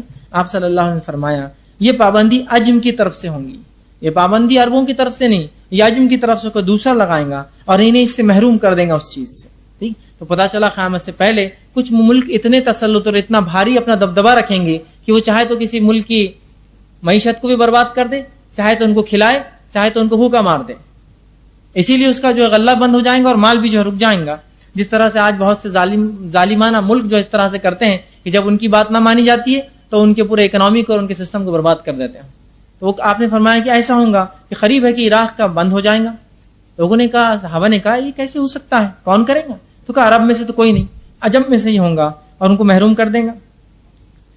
پھر آپ نے فرمایا، آگے فرماتے ہیں، قریب ہے کہ شام والوں کے پاس جو ہے دینار اور غلہ آنا بند ہو جائے. قریب ہے کہ یہ مشرق ہے اور مغرب ہے. کہا کہ شام والوں کے پاس ایسا ہو جائے کہ جو ہے غلہ آنا بند ہو جائے، ان کے پاس روپیہ پیسہ ان کا جو آنا بند ہو جائے. مطلب اب ظاہر سی بات ہے، ہم قیامت سے پہلے سوچ رہے ہیں تو روپیہ پیسہ ضروری نہیں کہ ہر بار جو ہے وہ سکے کی شکل میں ہو. روپیہ پیسہ اکنامی ان کا سسٹم، روپیہ پیسہ آنا بند ہو جائے اور جائے. ہم نے سوال کیا یہ کیسے ہوگا، یہ کیسے پابندی ہوں گی؟ تو آپ صلی اللہ علیہ وسلم فرمایا یہ رومیوں کی جانب سے ہوگا، یہ کام یورپینز کریں گے. رومی اصل بولے تو آپ صلی اللہ علیہ وسلم کے دور میں روم سے مراد یورپ ہوتا تھا، یاد رکھیے، اس لیے کہ یورپ کے جو لوگ ہوتے تھے ان کو رومی کہا جاتا تھا. ٹھیک ہے. اس کے بعد بہرحال عربی کے اندر مختلف اصطلاحات میں جو فرانس کے لوگ ہوتے ہیں ان کو یورپین کہا جاتا تھا. بات کے جیسا جس کو فرنجی کہتے ہیں عربی کے اندر، فرانسیسی، ٹھیک، اس کو فرنگی بولتے ہیں اردو زبان کے اندر. بہرحال لیکن آپ صلی اللہ علیہ وسلم کے زبان میں یوروپ مطلب اس کو رومی کہتے تھے. رومی مطلب پورا یوروپ. اس میں خالی آپ روم مطلب اٹلی کا وہ شہر روم مت لیجئے. رومی سے مراد وہ نسل پوری یوروپین نسل. تو آپ نے فرمایا یہ رومیوں کا کارنامہ ہوگا. یوروپ اس طرح کی حرکت کریں گا اور مسلمانوں کے ساتھ کہ ان کا غلہ بند کر دیں گا, اور مشرق میں بھی یہ ہوگا, اور مغرب مطلب شام کا علاقہ بھی اور عراق کا علاقہ بھی پھر رومیوں کی جانب سے ہوگا. پھر آپ صلی اللہ علیہ وسلم نے دیر تک خاموش رہے. صحابہ نے کہا, پھر فرمایا میری امت کے آخری زمانے میں ایک خلیفہ ایسا ہوگا, مطلب اس ظلم اور ستم میں جب امت مسلمہ ہوں گی تو پھر میری امت میں ایک خلیفہ ایسا ہوگا جو جھولیاں بھر بھر کے گنے بغیر لوگوں کو مال دیں گا. مطلب جس طرح سے لوگ مسلمانوں کو دبائیں گے, ان کے ملکوں کو برباد, ان کی معیشت کو, سسٹم کو برباد کریں گے, اسی دور میں مہدی آئیں گے. مطلب بہت برا زمانہ ہوگا, مسلمانوں کا کہیں جو ہے دبدبہ نہیں ہوگا, برا زمانہ ہے قیامت سے پہلے بہرحال جو بھی ہے. اور اس میں بہت ساری باتیں, ایک تو خود مسلمانوں کی بدعمالیاں اس چیز کو لائیں گی, اور ایک یہ تھی کہ اللہ نے اس چیز کو طے کر رکھا ہے تو وہ تو ہونا ہی ہے, لیکن مسلمانوں کی بدعمالیاں بھی یاد رکھیں اس میں شامل ہوں گی. جو گناہ اور ظلم و ستم پہلے ہم اپنے رب کے ساتھ کریں گے, اس کے بدلے میں پھر دنیا میں ہم پہ ظلم اور ستم ہوگا. ٹھیک, اسی طرح صحیح مسلم کی روایت ہے, آپ صلی اللہ علیہ وسلم فرمایا, اور حدیث کے الفاظ یوں ہیں کہ ام المومنین عائشہ رضی اللہ عنہ حدیث کی راوی بیان کرتی ہے, آپ نے فرمایا آپ ایک رات سوئے ہوئے تھے اور نیند میں آپ کے بدن مبارک سے ایسی کچھ حرکتیں ہوئی جو آپ نے اس سے پہلے نہیں کی تھی. تو عائشہ رضی اللہ عنہ اور دیگر صحابیات نے پوچھا, امہات نے پوچھا, اے اللہ کے رسول, آج رات ایک ایسی حرکت آپ کے جسم سے ہوئی جو حرکت اس سے پہلے آپ نے کبھی نہیں کی, آپ کے جسم سے ایسی حرکت نہیں ہوئی. تو آپ صلی اللہ علیہ وسلم نے فرمایا کہ میری امت کے کچھ لوگ کعبے کی طرف بڑھ رہے تھے. میں نے خواب دیکھا, اور نبی کا خواب سچا ہوتا ہے, میں نے خواب دیکھا اور میں نے دیکھا میری امت کے کچھ لوگ کعبے کی طرف بڑھ رہے تھے. وہ قریش کے شخص کو مارنا چاہتے تھے. یہ ہو سکتا ہے وہ 3 لڑکے ہوں گے جو اس زمانے کے خلیفہ ہوں گے, جو خانہ کعبہ کا خزانہ چاہتے ہوں گے, اور جب انہیں پتہ چلے گا مہدی جو حق ہے یا حق پر ہے وہ آ چکی ہے تو ظاہر سی بات ان کو برا لگے گا, ہو سکتا ہے. تو آپ سے فرماتے ہیں کہ ایک شخص کو مارنا چاہتے تھے جو کعبے میں پناہ لیے ہوئے تھا. اس سے ایک بات پتہ چلتی ہے کہ مہدی جب ظہور ہوگا اس سے پہلے وہ کعبے میں پناہ لیں گے, مکہ میں پناہ لیں گے, بالخصوص کعبے کے اندر حرم میں پناہ لے لیں گے. آ کر پناہ لیے ہوئے تھا. جب وہ ایک کھلے صحرا میں تھے تو ان سب کو دھسا دیا گیا. تو جب وہ لوگ مارنے کی نیت سے ایک فوج بنائیں گے, یقیناً مہدی کے ساتھ بھی کچھ لوگ ہوں گے امام مہدی, لیکن وہ کم ہوں گے. تو جب وہ پورے فوج کی شکل میں آ رہے ہوں گے تو اللہ ان کو دھسا دیں گا. تو یہ مہدی کے ظاہر ہونے کی بہت بڑی علامت ہے کہ ان سے لوگ لڑنے جائیں گے اور وہ دھس جائیں گے. تو وہ دھسا دیے جائیں گے, مطلب اللہ فوج کو جانے سے پہلے برباد کر دیں گا. تو آگے آتا صحرا میں سب کو دھسا دیا جائے گا, یعنی زمین پھٹ جائیں گی, اور اس میں انہیں پیٹ میں نگل لیں گی. ہم نے عرض کیا, امہات المومنین نے عرض کیا, اللہ کے رسول اس میں بہت سارے لوگ ہوں گے نا, سب دھس جائیں گے آپ بول رہے ہیں, تو بہت سارے لوگ ہوں گے مسافر ہوں گے, بہت سارے لوگوں کو زبردستی لایا ہوگا, اور بہت سارے لوگ ہم جیسے دیکھنے آئیں گے کیا چل رہا, اتنی بڑی فوج آ رہی ہے اور فلاں ہم دیکھنے آئیں گے تو کیا ہوگا. آپ صلی اللہ علیہ وسلم فرمایا ہاں ایسا ہوگا کہ کچھ لوگ جان بوجھ کر شامل ہوں گے, کچھ لوگ مجبوراً لائے گئے ہوں گے, کچھ لوگ بیچارے یوں ہی دیکھنے آئیں گے, مسافر ہوں گے, اور یہ سب دھسا دیے جائیں گے اس کے اندر. لیکن ہر شخص اپنی نیت پر قیامت کے دن اٹھیں گا. بات سمجھ, مطلب جو لڑنے آیا تھا اس کو عذاب ملیں گا, جو بیچارہ مسافر تھا اس کو اس کی نیت کا, جو بیچارہ پکڑ کر زبردستی لائے گا تو اس کو اس کی, ہر فرد کو اس کی نیت کا اجر ملے گا. تو اسی سے علماء ایک مسئلہ بھی اخذ کرتے ہیں, جب ایک تعفن یا زلزلے آتے ہیں جس میں نیک اور بد سب مارے جاتے ہیں, تو یہاں بد اپنی برائی پر اور نیکوکار اپنی نیکی کے حساب سے اس کی نیت پر اٹھیں گے, کیونکہ یہاں سب دھس جائیں گے ایک ساتھ, لیکن اٹھیں گے اپنی نیتوں کے اعتبار سے کیا کرنے آئے تھے. تو پتہ چلا ایک جنگ ہوں گی, فوج تیار ہوں گی, وہ 3 لڑکے فوج تیار لیکن وہ دھس جائیں گے. ٹھیک, اسی طرح مسند احمد کی روایت ہے, آپ صلی اللہ علیہ وسلم فرماتے ہیں, ابو ہریرہ رضی اللہ عنہ حدیث کے راوی فرماتے ہیں, ایک شخص کے حجر اسود اور مقام ابراہیم کے درمیان بیعت کی جائیں گی. اب وہ دھس جائیں گا, اور لوگ جو حق پسند ہوں گے آ کر مہدی کے ہاتھ پر بیعت کریں گے. اس گھر کی حرمت کے رہنے والے ہی اس کی حرمت پامال کریں گے. مطلب مسلمان ہی آپس میں مہدی سے لڑیں گے, حکومت کے لیے پامال کریں گے, اور جب وہ اس کی حرمت کو پامال کر دیں گے تو پھر عربوں کی ہلاکت اور بربادی کے بارے میں مت پوچھو مجھ سے.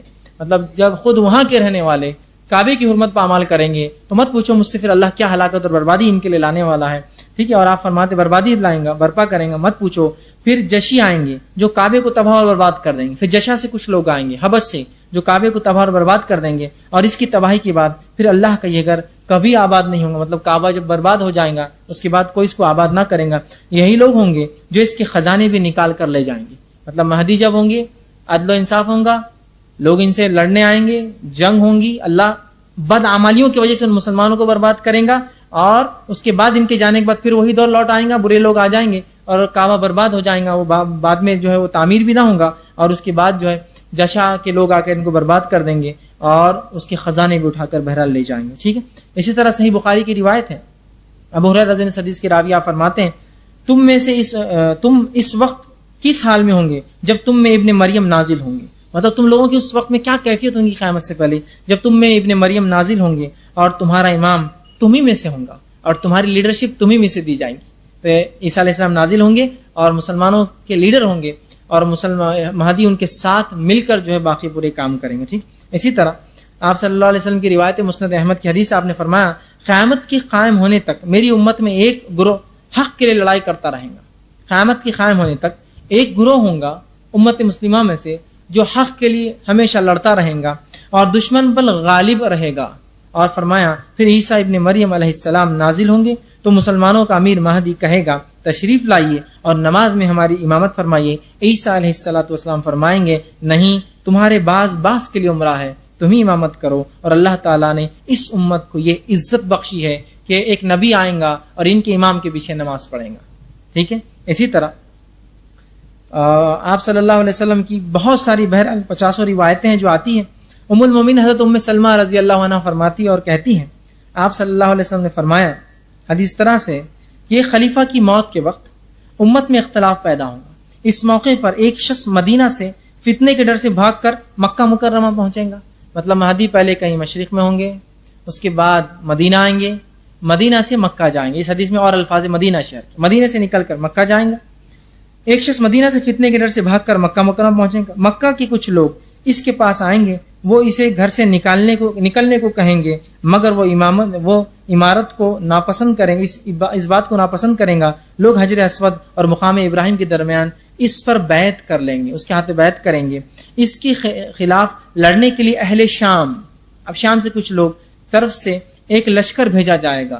اور فرمایا وہ لشکر جب مکہ اور مدینہ کے بیچ کے درمیان ایک صحرا میں ہوگا تو اسے زمین میں دھسا دیا جائے گا. وہ واقعی کی اور تفصیلات آ رہی دھسا. جب لوگ لشکر کا یہ حشر دیکھیں گے تو شام کے اولیاء کرام، نیک لوگ اور عبادت گزار، عراق کے عبادت گزار لوگ اور منتخب لوگ اس کی خدمت میں حاضر ہوں گے اس مہدی کے، چونکہ ان کو پتہ چل جائے گا اس کا دسنا فوج کا وہ علامت ہوں گی ان کے آنے کی، حاضر ہوں گے اور حجر اسود اور مقام ابراہیم کے درمیان اس کی بیعت کر لیں گے. پھر قریش میں سے ایک شخص جو بنو کلب والوں کا بھانجا ہوگا، مطلب اس قبیلے سے اس کا تعلق ہوگا، مہدی کے خلاف اٹھیں گا. وہ مہدی کے حامیوں کی طرف ایک لشکر ارسال کریں گا، مگر مہدی کے ساتھی اس پر غالب آ جائیں گے. یہ بنو کلب کا لشکر ہوگا. جو شخص بھی بنو کلب کے اموال غنیمت کی تقسیم کے وقت حاضر نہ ہوگا وہ خسارے میں رہے گا. اتنا مال غنیمت مسلمانوں کو ملیں گا، ایک بڑی جنگ ہوگی اور ایسی خون ریز جنگ کبھی نہ ہوئی گی، اس سے پہلے بات آ چکی ہے. وہ مہدی مال تقسیم کرے گا اور لوگوں کے ساتھ اپنے نبی صلی اللہ علیہ وسلم کی سنت کے مطابق معاملہ کرے گا. اس دوران اسلام زمین میں مضبوطی اور استقرار حاصل کر لے گا. اس کی حکومت 7 برس رہے گی، پھر وہ وفات پائے گا اور مسلمان اس کی نماز جنازہ ادا کریں گے اور ایک روایت کے مطابق وہ 9 برس تک رہیں گے. تو یہاں وقت کا بھی تعلق ہے، جنگوں کی بات آ رہی ہے، زمین کے دسنے کی بات آ رہی ہے، آپ کا ظہور ہو رہا ہے، کن کن شہروں سے گزرتے ہوئے آپ آئیں گے، یہ باتیں بہرحال اس حدیث میں پتہ چل رہی. اسی طرح جو ہے احادیث سے اور باتیں جو پتہ چلتی ہے امام مہدی ان کے تعلق سے، اس میں سے یہ ہے جب آپ آئیں گے، آنے کے بعد اور کیا واقعات ہوں گے عیسیٰ علیہ السلام کے آنے سے پہلے، کچھ باتیں مختلف یہ بھی ملتی ہے. صحیح مسلم کی روایت ہے، نافع بن عتبہ بن ابی وقاص رضی اللہ عنہ فرماتے ہیں، حدیث طویل ہے، وہ فرماتے ہیں تم جزیرہ عرب میں جنگ کرو گے تو اللہ تعالیٰ اسے فتح کر دے گا. مہدی جب آئیں گے تو فتنہ اور فساد تو سب جگہ ہوں گا، امن قائم کریں گے تو فرماتے ہیں تو اللہ تعالیٰ اسے فتح کر دیں گا. مطلب مہدی کی لیڈرشپ میں عرب فتح ہوں گا. پھر تم ایران پر حملہ کرو گے، اللہ تعالیٰ اسے بھی فتح کر دے گا. پھر تم روم پر حملہ کرو گے، یورپ پر، اللہ تعالیٰ جو ہے اسے بھی فتح کر دے گا تمہارے لیے. پھر تم دجال کے سے جنگ کرو گے تو اللہ تعالیٰ اسے بھی فتح کر دے گا. تو یہاں اللہ کے رسول صلی اللہ علیہ وسلم نے فرمایا کہ مہدی کی لیڈرشپ میں مسلمان عرب اور عجم دونوں فتح کریں گے، عراق بھی، ایران بھی اور پورا یورپ جو ہے فتح کریں گے. اسی طرح ابو داؤد کی روایت ہے، معاذ بن جبل رضی اللہ عنہ فرماتے اور کہتے ہیں بیت المقدس کی آباد ہونے سے مدینہ کی بربادی شروع ہو جائیں گی. مطلب یہ ہے کہ اس زمان جو خلافت ہوں گی وہ بیت المقدس میں ہوں گی، بیت المقدس سے ہوں گی. تو آپ فرماتے بیت المقدس کی آبادی مدینے کی بربادی ہوں گی, مطلب مدینہ ختم ہو جائیں گا, لوگ مدینہ بھول جائیں گے, بیت المقدس آباد ہو جائیں. آپ فرماتے ہیں کہ مدینے کی بربادی شروع ہو جائے گی. مدینے کی بربادی ہوئی تو ایک عظیم مورکہ شروع ہو جائے گا, ایک بہت بڑی جنگ ہوں گی. پھر اس کے بعد مورکہ شروع ہو جائے گا. وہ مورکہ شروع ہوا تو قسطنطنیہ فتح ہو جائیں گا, مسلمان یورپ کو فتح کریں. اس لیے کہ قسطنطنیہ یہ یورپ کا اس زمانے میں کیپٹل تھا, کانسٹینٹنی پول جس کو کہتے تھے. اس کے بعد اس کا نام مسلمانوں نے جب محمد الفاتح نے جو ہے 15ویں صدی میں جو اس کو جب مسلمانوں کے قبضے میں لیا تو اس کا نام انہوں نے اسلام پول رکھ دیا, اسلام کا شہر. بعد میں بہرحال ترکی خلیفاؤں نے چونکہ وہ کمیونسٹ ہو گئے تھے استنبول اس کا نام کر دیا, تو وہ قسطنطنیہ کانسٹینٹنی پول اس کا نام تھا. تو پھر قسطنطنیہ فتح مطلب یورپ فتح ہو جائے گا. اور جب قسطنطنیہ فتح ہو جائے گا پھر جلد ہی دجال کا خروج ہوگا, مطلب امام مہدی کی لیڈرشپ میں مسلمان جو ہے دنیا کے اوپر چھا جائیں گے, عدل و انصاف سے دنیا بھر جائیں گے. اسی طرح خروج دجال سے قریب جو بہرحال اور مسلمانوں کی حالتیں ہوں گی, اس کے تعلق سے جو روایت آتی ہے وہ ایک حدیث یہ ہے کہ آپ صلی اللہ علیہ وسلم نے فرمایا, حدیث یہ بھی بڑی طویل, آپ نے فرمایا تم عیسائیوں کے ساتھ صلح کر لو گے.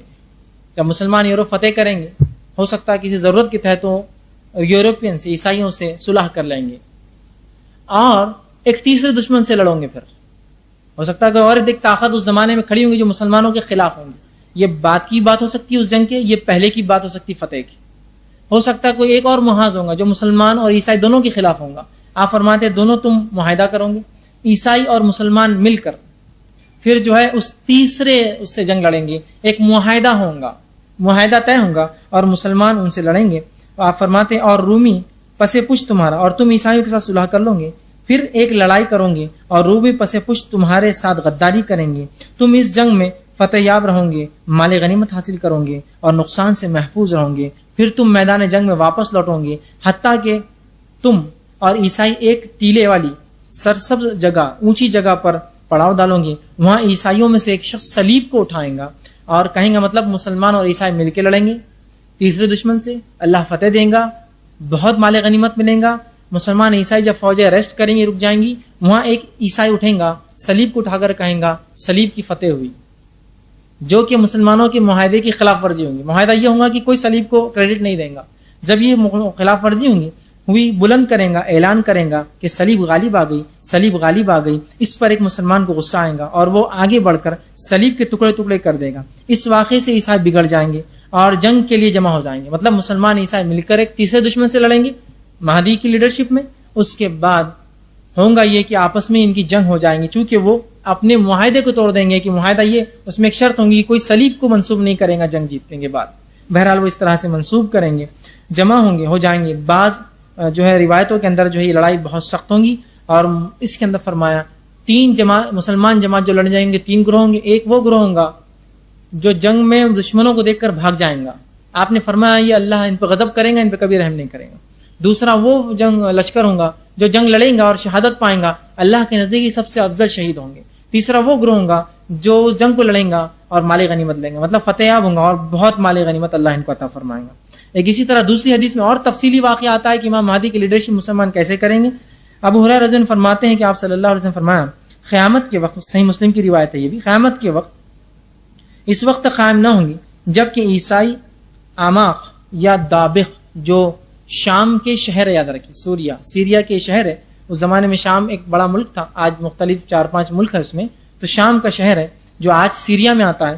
آپ فرماتے ہیں کہ عیسائی دابق کے مقام پر پڑاؤ ڈالیں گے. عیسائیوں کا مقابلہ کرنے کے لیے مدینہ سے مسلمان کا ایک لشکر روانہ ہوگا. اس وقت روئے زمین کے بہترین لوگ ہوں گے, وہ سب سے بہترین لوگ ہوں گے روئے زمین کے. آپ نے فرمایا جب دونوں لشکر ایک دوسرے کے مقابل صف آ رہا ہوں گے, عیسائی کہیں گے تم لوگ ذرا ہٹ جاؤ, پہلے ہم ان لوگوں سے لڑائی کر لیتے ہیں, ان لوگوں سے 2-2 ہاتھ کر لیتے ہیں جو ہم میں سے گرفتار کیے گئے تھے. ٹھیک, اس سے ایک بات پتہ چلتی ہے, جو علماء لکھتے ہیں شاید عیسائیوں میں سے کچھ لوگ جب گرفتار ہوں گے جنگ میں مسلمانوں سے, جو پہلی جنگ ہوں گی, جو جھڑپ ہو جائیں گی, مسلمان لیں گے, وہ شاید اسلام قبول کر لیں گے. چونکہ وہ اسلام قبول ہو کر لیں گے تو عیسائی کہیں گے کہ تم بازو ہٹ جاؤ مسلمان, وہ پہلے ہم کو وہ ان لوگوں کو دے دو جو ہمارے خلاف ہو گئے, عیسائی تھے اور مسلمان بن گئے, تو وہ کہیں گے دے دو مسلمان کے, مگر مسلمان کہیں گے نہیں اللہ کی قسم ہم اپنے بھائیوں کو تمہارے حوالے نہیں کر سکتے, مطلب وہ مسلمان ہو چکے، کبھی الگ نہ ہوں گے، لڑائی شروع ہوں گی تو مسلم لشکر کا 1/3 حصہ میدان جنگ سے فرار ہو جائیں گا۔ آپ نے اللہ تعالیٰ انہیں کبھی ان کی توبہ قبول نہیں کریں گا چونکہ میدان جنگ سے بھاگیں۔ اس لشکر کا 1/3 لوگ جہاد کرتے ہوئے شہید ہو جائیں گے، یہ لوگ اللہ کے نزدیک سب سے افضل ترین شہداء ہوں گے، اور باقی 1/3 لشکر لڑائی میں فتح حاصل کریں گا۔ یہ لوگ کبھی فتنے میں مبتلا پھر نہیں ہوں گے، اور یہی لوگ قسطنطنیہ کو فتح کریں گے۔ مطلب پہلے مل کر لڑیں گے، بعد میں ان سے جنگ ہوگی۔ جب وہ اپنی تلواریں زیتون کے درختوں پہ لٹکا دیں گے، مطلب مسلمان اب مال غنیمت تقسیم کریں گے، آرام کریں گے، تو شیطان ایک آواز لگائیں گا، مسلمانوں تمہارے گھروں میں دجال آ چکا ہے۔ مسلمان فوراً جو ہے اپنے مال غنیمت چھوڑ کر بھاگیں گے، لیکن پتہ چلے گا خبر جھوٹی تھی۔ 2 بار جھوٹی خبر ہوں گی، لیکن تیسری بار جب خبر سنیں گے تو سچی ہوں گی، اور دجال جب ظاہر مسلمانوں کے پاس ہو چکا ہوگا۔ ٹھیک، تو یہ چند نشانیاں تھیں جو احادیث کے اندر نبی اکرم صلی اللہ علیہ وسلم نے مہدی علیہ السلام یا امام مہدی کے تعلق سے بیان کی ہے۔ مختصر جو خاکہ تھا وہ یہ ہے، یہ رسول اللہ صلی اللہ علیہ وسلم کے خاندان سے ہوں گے۔ اس کے بعد آپ کی جسمانی صفت بتائی گئی، چوڑی پیشانی کھڑی ناک ہوں گی۔ اس کے بعد بتایا گیا کہ آپ جو مشرق سے ظاہر ہوں گے، اس کے بعد مدینہ اور مکہ جائیں گے۔ اس وقت خلافت ہوں گی مسلمان کی، مسلمانوں کے خلیفہ کے 3 بیٹے لڑ رہے ہوں گے۔ امام مہدی جب ظاہر ہوں گے، لوگ ان پہ بیعت کریں گے، یہاں پر ایک جنگ ہوں گی جس میں وہ لوگ جو خلافت کے دعوے دار ہوں گے وہ مارے جائیں گے، اور ایک لشکر جو آ رہا ہوگا وہ دھس جائے گا۔ یہ علامت ہے ان کی ظاہر ہونے کی۔ اس کے بعد جو ہے آپ مل کر جو ہے مسلمانوں جو ہے یورپ کے ساتھ مل کر ایک جنگ کریں گے، عراق بھی فتح ہوں گا، ایران فتح ہوں گا، اور اس کے بعد یہ عیسائی جو اپنی وعدے کو توڑ دیں گے، اس کے بعد آپ عیسائیوں سے لڑیں گے، اور قسطنطنیہ یورپ بھی جو ہے آپ کے قبضے میں بہرحال آ جائیں گا۔ یہ چند باتیں تھیں ان کے تعلق سے، اور یہ چند تفصیلات جو حدیث سے ملتی ہیں۔ اب وہ لوگ جو دعوے دار ہوتے ہیں، بہت سے لوگ میں مہدی ہوں، میں فلاں ہوں، تو یہ یاد رکھ لیجئے، کچھ اصول جان لیجئے، اس لیے کہ جب ہم جو ہے ان لوگوں سے ملتے ہیں جو مہدی کا جو ہے امام مہدی کا دعویٰ کرتے ہیں، ان کے داعیان ہوتے ہیں، تو ہم کیا کرتے ہیں، ان حدیثوں کو چھپا دیتے ہیں، ارے یہ پہلے ہی مہدی کے پیچھے پڑا ہے، اپن بولیں گے تو اور اس کو زور مل جاتا ہے۔ پہلی چیز یاد رکھیے، ہم ان حدیث کا انکار نہیں کرتے ہیں، ہم بالکل اس کا اقرار کرتے ہیں، لیکن ہمارے پاس کچھ اصول ہے نا، کون ہوں گا اور کون نہیں ہوں گا۔ ہر ایرا غیر آ کر کہیں گا میں مہدی ہوں تو کیسا چلے گا؟ ٹھیک ہے، تو کیا کیا ان کے اوصاف ہوں گے، کیا چیزیں اس کی شرائط ہوں گی۔ پہلی چیز، مہدی لوگوں کو اپنی ذات پر بیعت کرو کہے کہ لوگوں کو دعویٰ نہیں کریں گا۔ آج جتنے لوگوں نے مہدی کا دعویٰ کیا، سب بولتے ہیں مہدی میرے ہاتھ بیعت کرو۔ حدیث میں آتا مہدی تو بولیں گے ضرورت نہیں ہے اس کی، وہ اپنے آپ کو لائق نہیں سمجھیں گا اس عہد کے، سمجھ رہے بات کہ اس عہد کے یا اس عہدے کے لائق نہیں سمجھیں گا۔ یہاں جتنے مہدی کے دعوے دار ہیں سب اپنے آپ کو اس کے لائق سمجھتے ہیں، ہر شخص کہتا ہے میں اس کے لائق ہوں اور میں دعوے دار ہوں مہدی ہونے کا، اور میں ہی امام مہدی ہوں، ہے نا۔ بلکہ مختلف چیزیں، حال ہی کا ایک واقعہ ہے کہ ایک شخص حج کے دنوں میں حج کے لیے آیا، اس کے بعد آنے کے بعد سنگ جو ہے اسود اور مقام ابراہیم کے بیچ میں کھڑا ہوا اور کہا میں مہدی ہوں اور میرے ہاتھ پر بیعت کر لو۔ بہرحال اس کا پھر کیا ہوا وہ تو آپ سمجھ سکتے ہیں، وہ تو گیا بیچارہ۔ لیکن تعجب کی بات ہے یہاں کی لوگ آ کر بیعت کریں گے، یہ جا کر اعلان کر کے بیعت لے رہا ہے۔ تو جتنے مہدی ہونے کے دعوے دار ہوتے ہیں یہ سب ووٹ مانگتے ہیں کہ میں ہی آپ کے ووٹ کا صحیح معنوں میں حقدار ہوں، سب مانگ رہے، مہدی مانگے گا نہیں، لوگ کریں گے چونکہ علامتیں ظاہر ہو جائیں گی تب تک، سمجھ رہے ہیں بات کو، ایک چیز۔ دوسرا، مہدی کا نام نبی اکرم صلی اللہ علیہ وسلم کے نام سے، آپ کے والد کا نام نبی اکرم صلی اللہ علیہ وسلم کے والد کے نام کے مطابق ہوگا، تو ظاہر سی بات ہے آپ یہ دیکھ سکتے ہیں کہ بھائی کوئی دعوے دار ہے تو آپ کا نام آپ کے والد کا نام ہے نا۔ بہت لوگوں نے دعویٰ کیا، خود غلام احمد نے جو ہے قادیان کا جو اس نے دعویٰ کیا، لیکن اس کا نام تھا غلام احمد، احمد نہیں تھا، احمد کا غلام تھا، وہ احمد بن عبداللہ ہوں گا نا، تو غلام احمد، ظاہر سی بات ہے اس کے والد کا نام بھی عبداللہ نہیں تھا۔ تو دعوے دار دیکھیے لوگ ہوتے ہیں، آپ اتنی کھلی اور واضح نشانیاں ہیں کہ کیا کوئی بھائی زمین دھسی، آپ مکہ پہنچے، کوئی لشکر نکلا مدینہ سے مکہ کے لیے اور بیچ میں کوئی نشانی نہیں ہے، لیکن لوگ دعویٰ کرتے ہوئے پتہ نہیں لوگ ان کی بات مانتے ہیں، ٹھیک ہے۔ اس کا نسب جو ہے علی رضی اللہ عنہ سے ہوگا، مطلب آپ صلی اللہ علیہ وسلم خاندان سے ہونا شرط۔ اب کوئی صاحب اٹھے اور دعویٰ کرے میں مہدی ہوں اور پتہ چلا ان کا نسب اللہ کے رسول سے ملتا ہی نہیں جا کے، تو بھی وہ شرط سے خالی ہوگی۔ اسی طرح جو ہے جسمانی صفت اور اوصاف، جسمانی صفت چوڑی پیشانی، کھڑی ناک، بہت سے لوگ اس میں فٹ نہیں ہوتے، یہ تمام نشانیوں کو رکھیے اور ایک وقت ایک انسان میں ہوں گی۔ تو آپ دیکھیے بہت سے لوگ جو دعوے دار تھے ٹکلے ہیں، میں ان کی برائی نہیں کر رہا ہوں، لیکن بہرحال سر پہ بال نہیں، کہ تو بولے چوڑی پیشانی، چوڑی کا مطلب یہ تھوڑی پیچھے تک بال غائب، بال نہیں اور مہدی کا دعویٰ، ناک اتنی چوڑی، چوڑی ناک ہونا کوئی برائی نہیں ہے بھائی، لیکن وہ علامتیں نہیں نا جو آپ دعویٰ کر رہے ہیں، اتنی چوڑی ناک، موٹی ناک، اور آپ کہہ رہے ہیں میں مہدی ہوں، اس کی ناک کا تذکرہ، کھڑی ہوں گی، پتلی ہوں گی، چوڑی نہیں ہوں گی، ٹھیک۔ والد کا نام فلاں، اتنی تفصیلات. اسی طرح جو ہے خلیفہ کی وفات ہوں گی تب مہدی آئیں گے. خلیفہ کی وفات مطلب خلافت ہونا بھی ضروری ہے. اسی طرح زمین اس وقت ظلم سے بھری ہوں گی. آج بھرا الحمدللہ ویسا معاملہ نہیں. مسلمان دنیا کے مختلف علاقوں میں دھڑلے سے اپنے دین پر آج عمل کر رہے ہیں ماشاءاللہ. اتنے ظلم و ستم نہیں کہ آپ کو مسلمان بولنے پر جو قتل کر دیا جا رہا ہے الحمدللہ. ٹھیک. اسی طرح 3 خلفاء کے بیٹے آپس میں لڑیں گے جب مہدی آئیں گا. بھائی کوئی دعویٰ کرے تو کہاں ہے خلیفہ؟ کون خلفاء کے بیٹے لڑ رہے جو آپ دعویٰ کر رہے ہیں؟ اسی طرح جو ہے وہاں جو ہے نیک اور ایک متقی شخص ہوں گا، اور جو ہے اس کا ظہور مکہ جو ہے مکرمہ اور حجر اسود اور جو مقام ابراہیم کے بیچ سے وہ ظاہر کریں گے میں مہدی ہوں. سمجھ رہے ہیں بات کو؟ اور لوگ آ کر ان کو کہیں گے، وہ نہیں دعویٰ کریں گے اس چیز کا. ٹھیک ہے بات سمجھ رہے؟ اہل علم دانشور آپ نے کہا نا، عراق کے اولیاء اور شام کے اہل علم آ کر بیعت کریں گے ان کے ہاتھ پر. وہ جا کے دعویٰ نہیں کریں گے سنگ اسود اور مقام ابراہیم کے بیچ میں مہدی ہوں، میرے ہاتھ پہ بیعت کرو. ٹھیک ہے. اسی طرح جو ہے بیعت کی جائیں گی، اور جو ہے یہ تمام شرائط ہے ادھر کہ اگر یہ شرائط کسی میں نہ ہو تو بہرحال وہ مہدی ہونے کا دعوے دار نہیں ہوتا ہے. اور ہم دیکھتے ہیں کہ مسلمان جن لوگوں نے مہدی ہونے کا دعویٰ کیا ان کے تعلق سے ہم دیکھتے ہیں، پہلی چیز تو جن لوگوں نے دعویٰ کیا اس کے دعوے دار ہیں. ان میں تو بعض لوگ وہ تھے جنہوں نے دنیا میں غلبہ اور حکومت کے لیے کام کیا. میں مہدی ہوں بولے تب خلافت میری ہوئی، تو غلبہ حکومت کے لیے کیا، لالچ تھی. دوسرے وہ قسم کے لوگ تھے جنہوں نے دعویٰ کیا کہ وہ خود شبہ میں تھے کہ وہ کون ہے، ان کو بھی سمجھ میں نہیں آیا. کیا لوگوں نے کہا تم مہدی ہو، بس ایک گروہ اٹھا اور کہا تم مہدی ہو ہمارے، چلو بس بن جاؤ. ایک تو وہ تھے جنہوں نے خود دعویٰ کیا. ٹھیک ہے. اور دوسرے وہ تھے جھوٹا دعویٰ غلبے کے لیے، دنیا پرستی کے لیے. دوسرے وہ لوگ تھے جو خود مشکوک تھے، ان کو خود پتہ نہیں کیا، لوگوں نے ان کو بنا دیا. اور تیسرے وہ دعوے دار تھے جن کو خواب کے ذریعے بتایا گیا تم امام مہدی ہو، جاؤ لوگوں میں بتاؤ. ٹھیک ہے.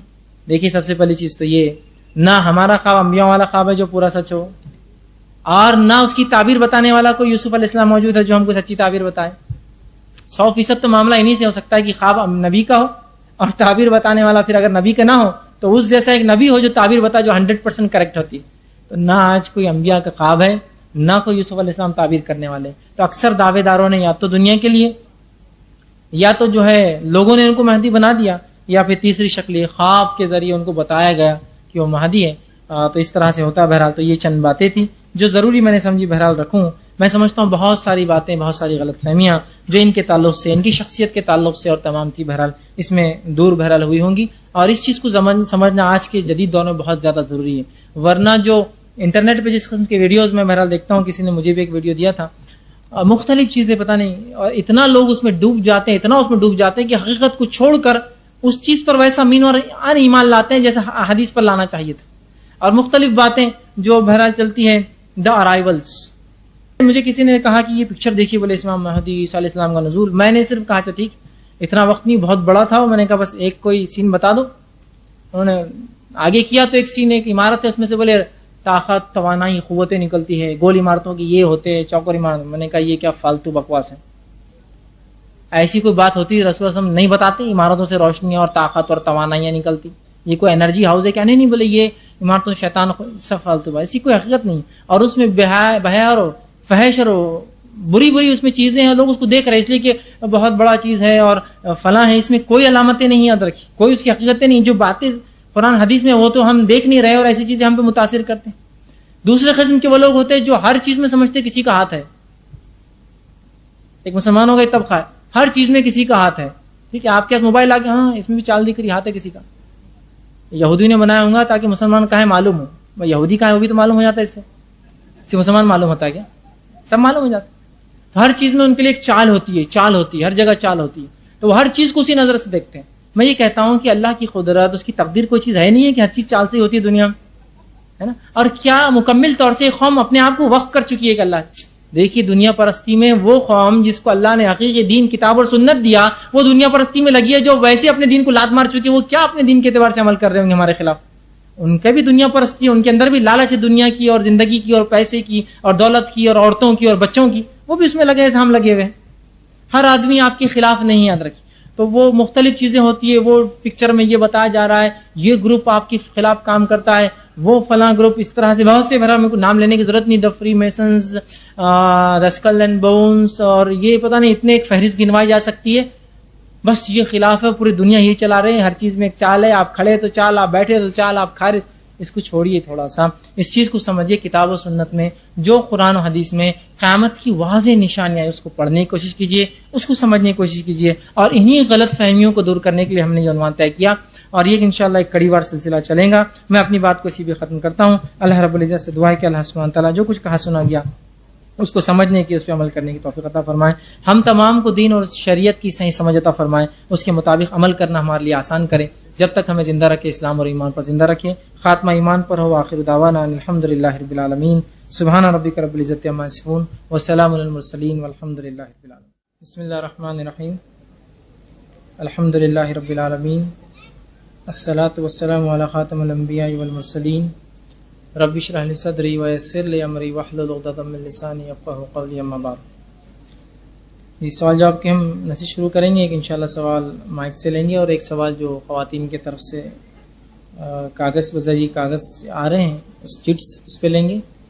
اگر مرد اپنا سوال اگر لکھ رہے ہیں اور اگر وہ کاغذ پر دے رہے ہیں تو مہربانی کر کے اپنا نام اور مرد کی طرف سے ضرور لکھے, اگر نام چھپانا بھی ہے آپ کو, اس لیے کہ ورنہ بہت مشکل ہوتا ہے. اگر سوال چونکہ جب کاغذ پہ آئیں گا تو خواتین کو مد نظر رکھتے ہوئے میں جواب دوں گا, کیونکہ اگر اس پہ نام نہ ہوگا تو پھر مشکل ہے. بہرحال خواتین کے لیے اپنا نام لکھنا ضروری نہیں ہے. کچھ خواتین نے لکھا کہ ہم نام نہیں لکھ سکتے, کوئی ضروری نہیں, آپ صرف اپنا جو ہے سوال لکھ کر دیتے. مردوں سے گزارش ہے کہ اپنا نام بتا کر انشاءاللہ وہ سوال کریں. میرا سوال یہ ہے کہ میں نے جو ہے ڈاکٹر اسرار احمد صاحب کی تفسیر سنا ہوں, اس میں یاجوج ماجوج کے ذکر میں انہوں نے بتایا ہے کہ ایک لشکر ان کا آ چکا ہے, اور وہ دیوار کے بارے میں بتایا کہ وہ مطلب ختم ہو گئی ہے, کچھ آثار اس کے باقی ہیں, اور کچھ قوم کے بارے میں بھی جیسا انہوں نے نشاندہی کی کہ یہ قوم ہو سکتی ہے. اور دوسرا یہ کہ جو جنگیں جو آپ نے بتائی ہے تو اس سے لگتا ہے کہ آمنے سامنے والی جنگ ہوں گی, لیکن آج کی جو ٹیکنالوجی کے حساب سے تو وہ ممکن نہیں لگتا. میں نے سوال کیا, ایک تو انہوں نے کہا کہ انہوں نے جو ہے ڈاکٹر اسرار احمد صاحب کے بیانات میں جو ہے یہ سنا کہ یاجوج ماجوج جو قوم تھی نکل چکی ہے, وہ دیوار جو ہے ٹوٹ چکی ہے. اور دوسرا جو جنگیں آپ کہہ رہے, میں نے جو کہی ہے یہ تو لگتا ہے ہوں گی, لیکن آمنے سامنے ہوں گی ایسا جدید دور میں ٹیکنالوجی کے کیسے ہوں گی. تو بہرحال سب سے بڑی چیز تو یہ, ایسے بہت سارے علماء ہیں جنہوں نے اس چیز کے تعلق سے دعویٰ کیا ہے کہ یاجوج ماجوج آ چکے ہیں یا اس طرح سے, لیکن ہم لوگوں کے لیے جو چیز ہے وہ ان کا خیاس ہے. یاد رکھیے جو چیز دلیل ہے وہی آپ صلی اللہ علیہ وسلم کی حدیث کی, جب قیامت کی بڑی ایک علامت آ جائیں گی تو دوسری پے در پے اس کے بعد آنا شروع ہو جائیں گی. ٹھیک, تو ظاہر سی بات ہے اگر ہم یہ مان لیں کہ یاجوج اور ماجوج کا خروج ہو چکا ہے, وہ قوم نکل چکی ہے, تو ظاہر سی بات ہے پھر اس کے بعد عیسیٰ علیہ السلام نے ان کو قتل کیا ہوں گا پھر, کیونکہ پوری تفصیلات حدیث میں موجود ہے کس طرح سے وہ قتل ہوئے, کیا ان کے حالات ہوئے. رائے ہے کچھ علماء کی ایسی, ہم ان کی عزت کرتے ہیں, اس میں کوئی شک نہیں, لیکن دلائل تو یہ ہے آپ سے میں فرمایا کہ اس کے بعد مہدی ہوں گے, پھر یاجوج ماجوج کا خروج ہوگا, عیسیٰ علیہ السلام پھر نازل ہوں گے, دجال کو قتل کریں گے, یاجوج ماجوج پوری قوم ہوں گی. بہت تفصیلات ہے اس کی حدیث کے اندر, آگے آنے والے درس میں انشاءاللہ ایک کلیریفیکیشن ضرور آپ کے سامنے. اور بہرحال کسی شخص کو دلائل کی بنیاد پر اپنی سوچ رکھنے میں کوئی حرج نہیں, لیکن جو دلائل ہمارے پاس موجود ہے زیادہ بہتر ہے کہ ہم اس کا بھی انتظار کریں ان چیزوں کا.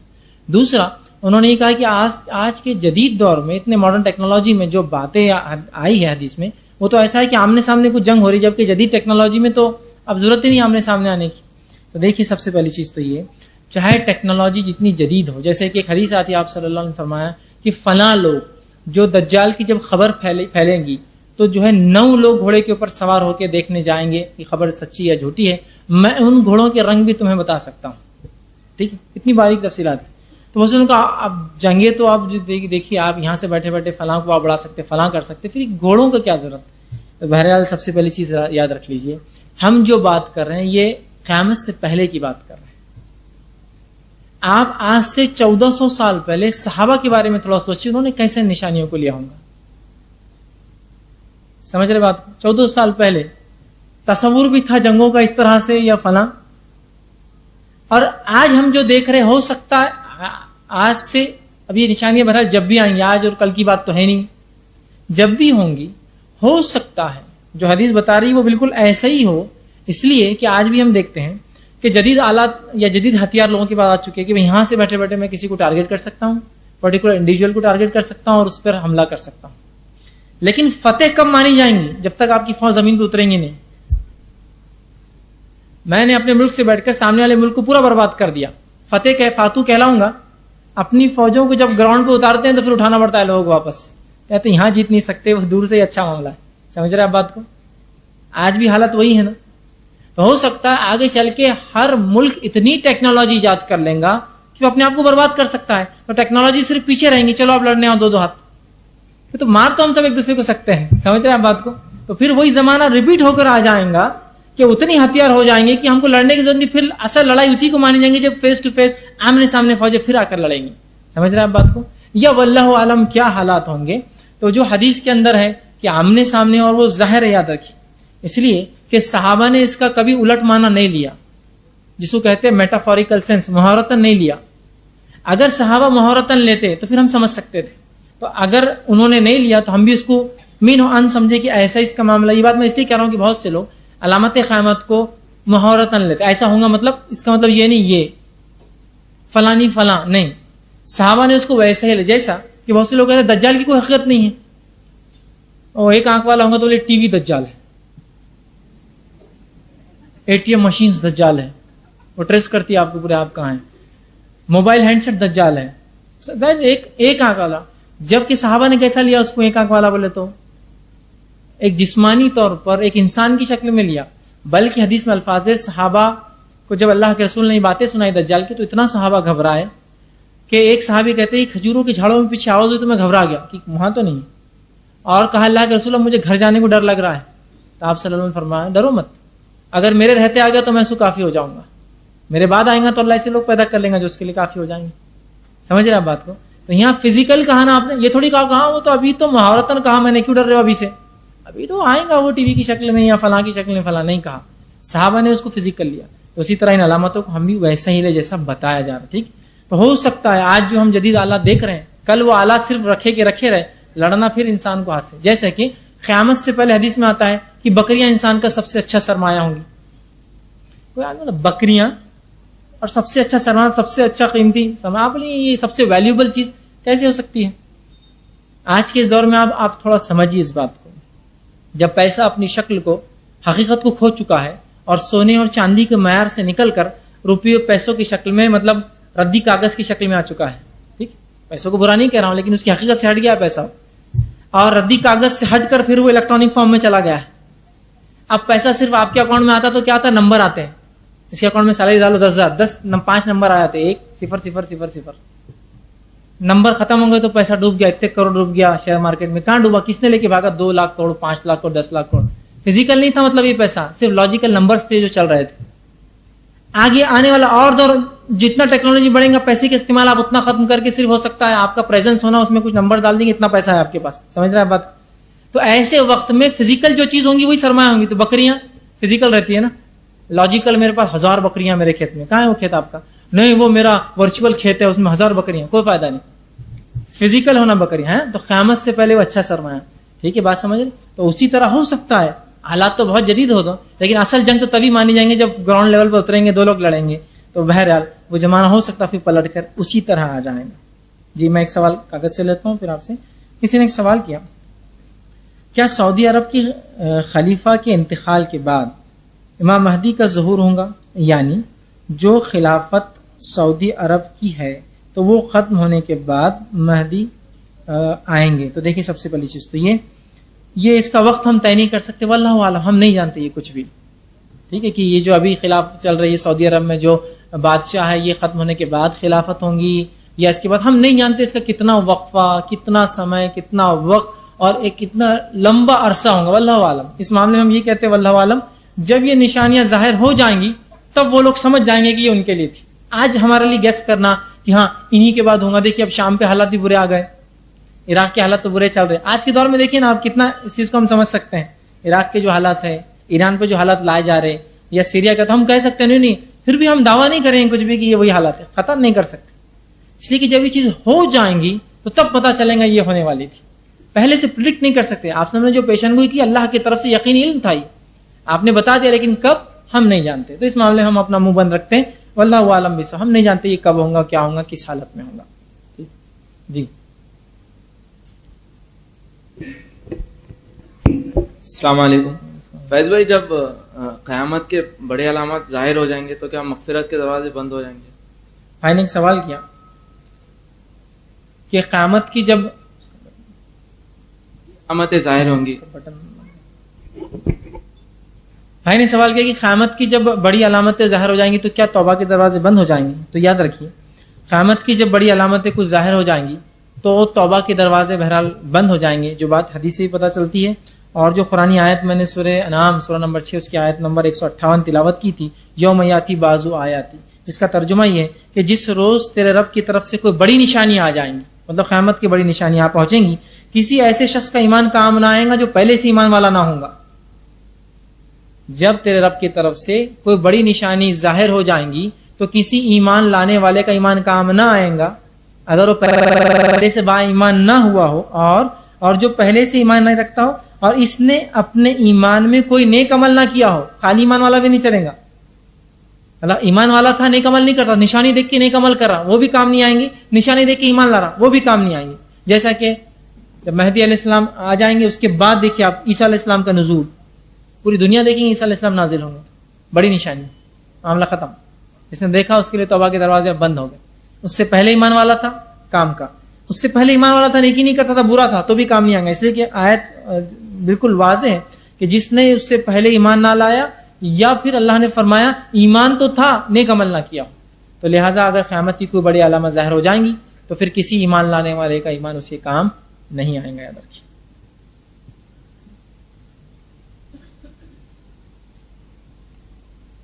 کسی نے ایک سوال کیا تھا کہ امام مہدی پہلے پیدا ہوں گے یا عیسیٰ علیہ السلام پہلے ظاہر ہوں گے؟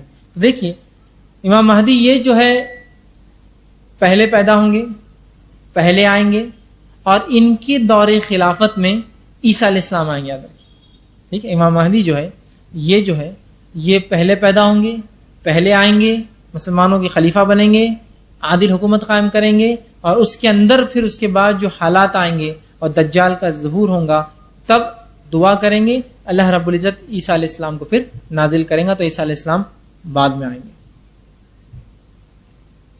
السلام علیکم. پہلے میرا سوال یہ ہے کہ جب امام مہدی جب جنگ لڑیں گے تو ان کا ساتھ دینے کے لیے کچھ فوج آئیں گے جو کالے جھنڈے لے کر آئیں گے، تو کچھ علماء نے کہا کہ وہ خراسان کے علاقے سے آئیں گے، تو یہ کیا سچ ہے؟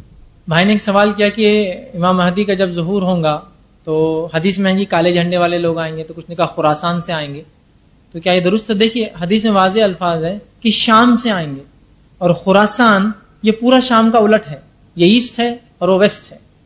شام جو ہے سعودی عرب سے اس طرف پڑتا ہے، مکہ اور مدینہ کے اس طرف پڑتا ہے، اور جبکہ خراسان ہم پہلے آتے ہیں ہندوستان کی طرف آتا ہے. خراسان جو ہے ایران، عراق اور اوپری حصہ ازبکستان اور کچھ حصہ اس کو خراسان کہا جاتا ہے اس زمانے میں. ٹھیک.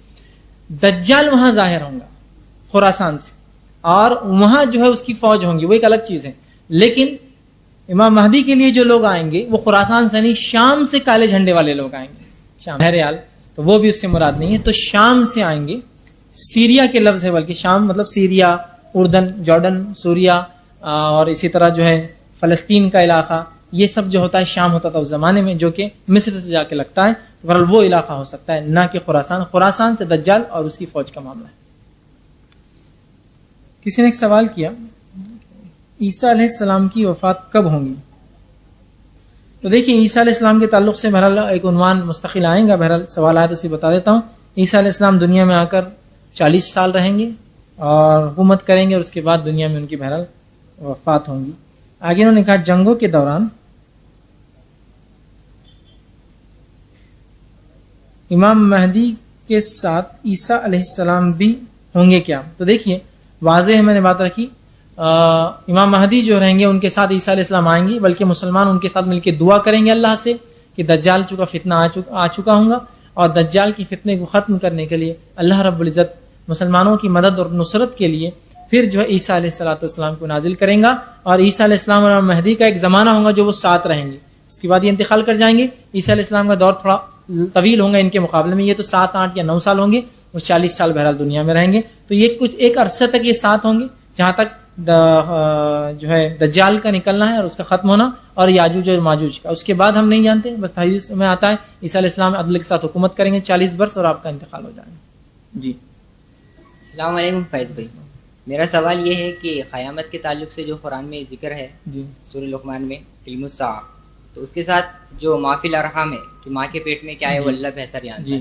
تو آج دن بہ دن ٹیکنالوجی جو ڈیولپ ہو رہی ہے لوگ مطلب ڈاکٹرز بتا دیتے بھی یہ دیکھ کر, تو اس چیز کو ہم کیا کہیں؟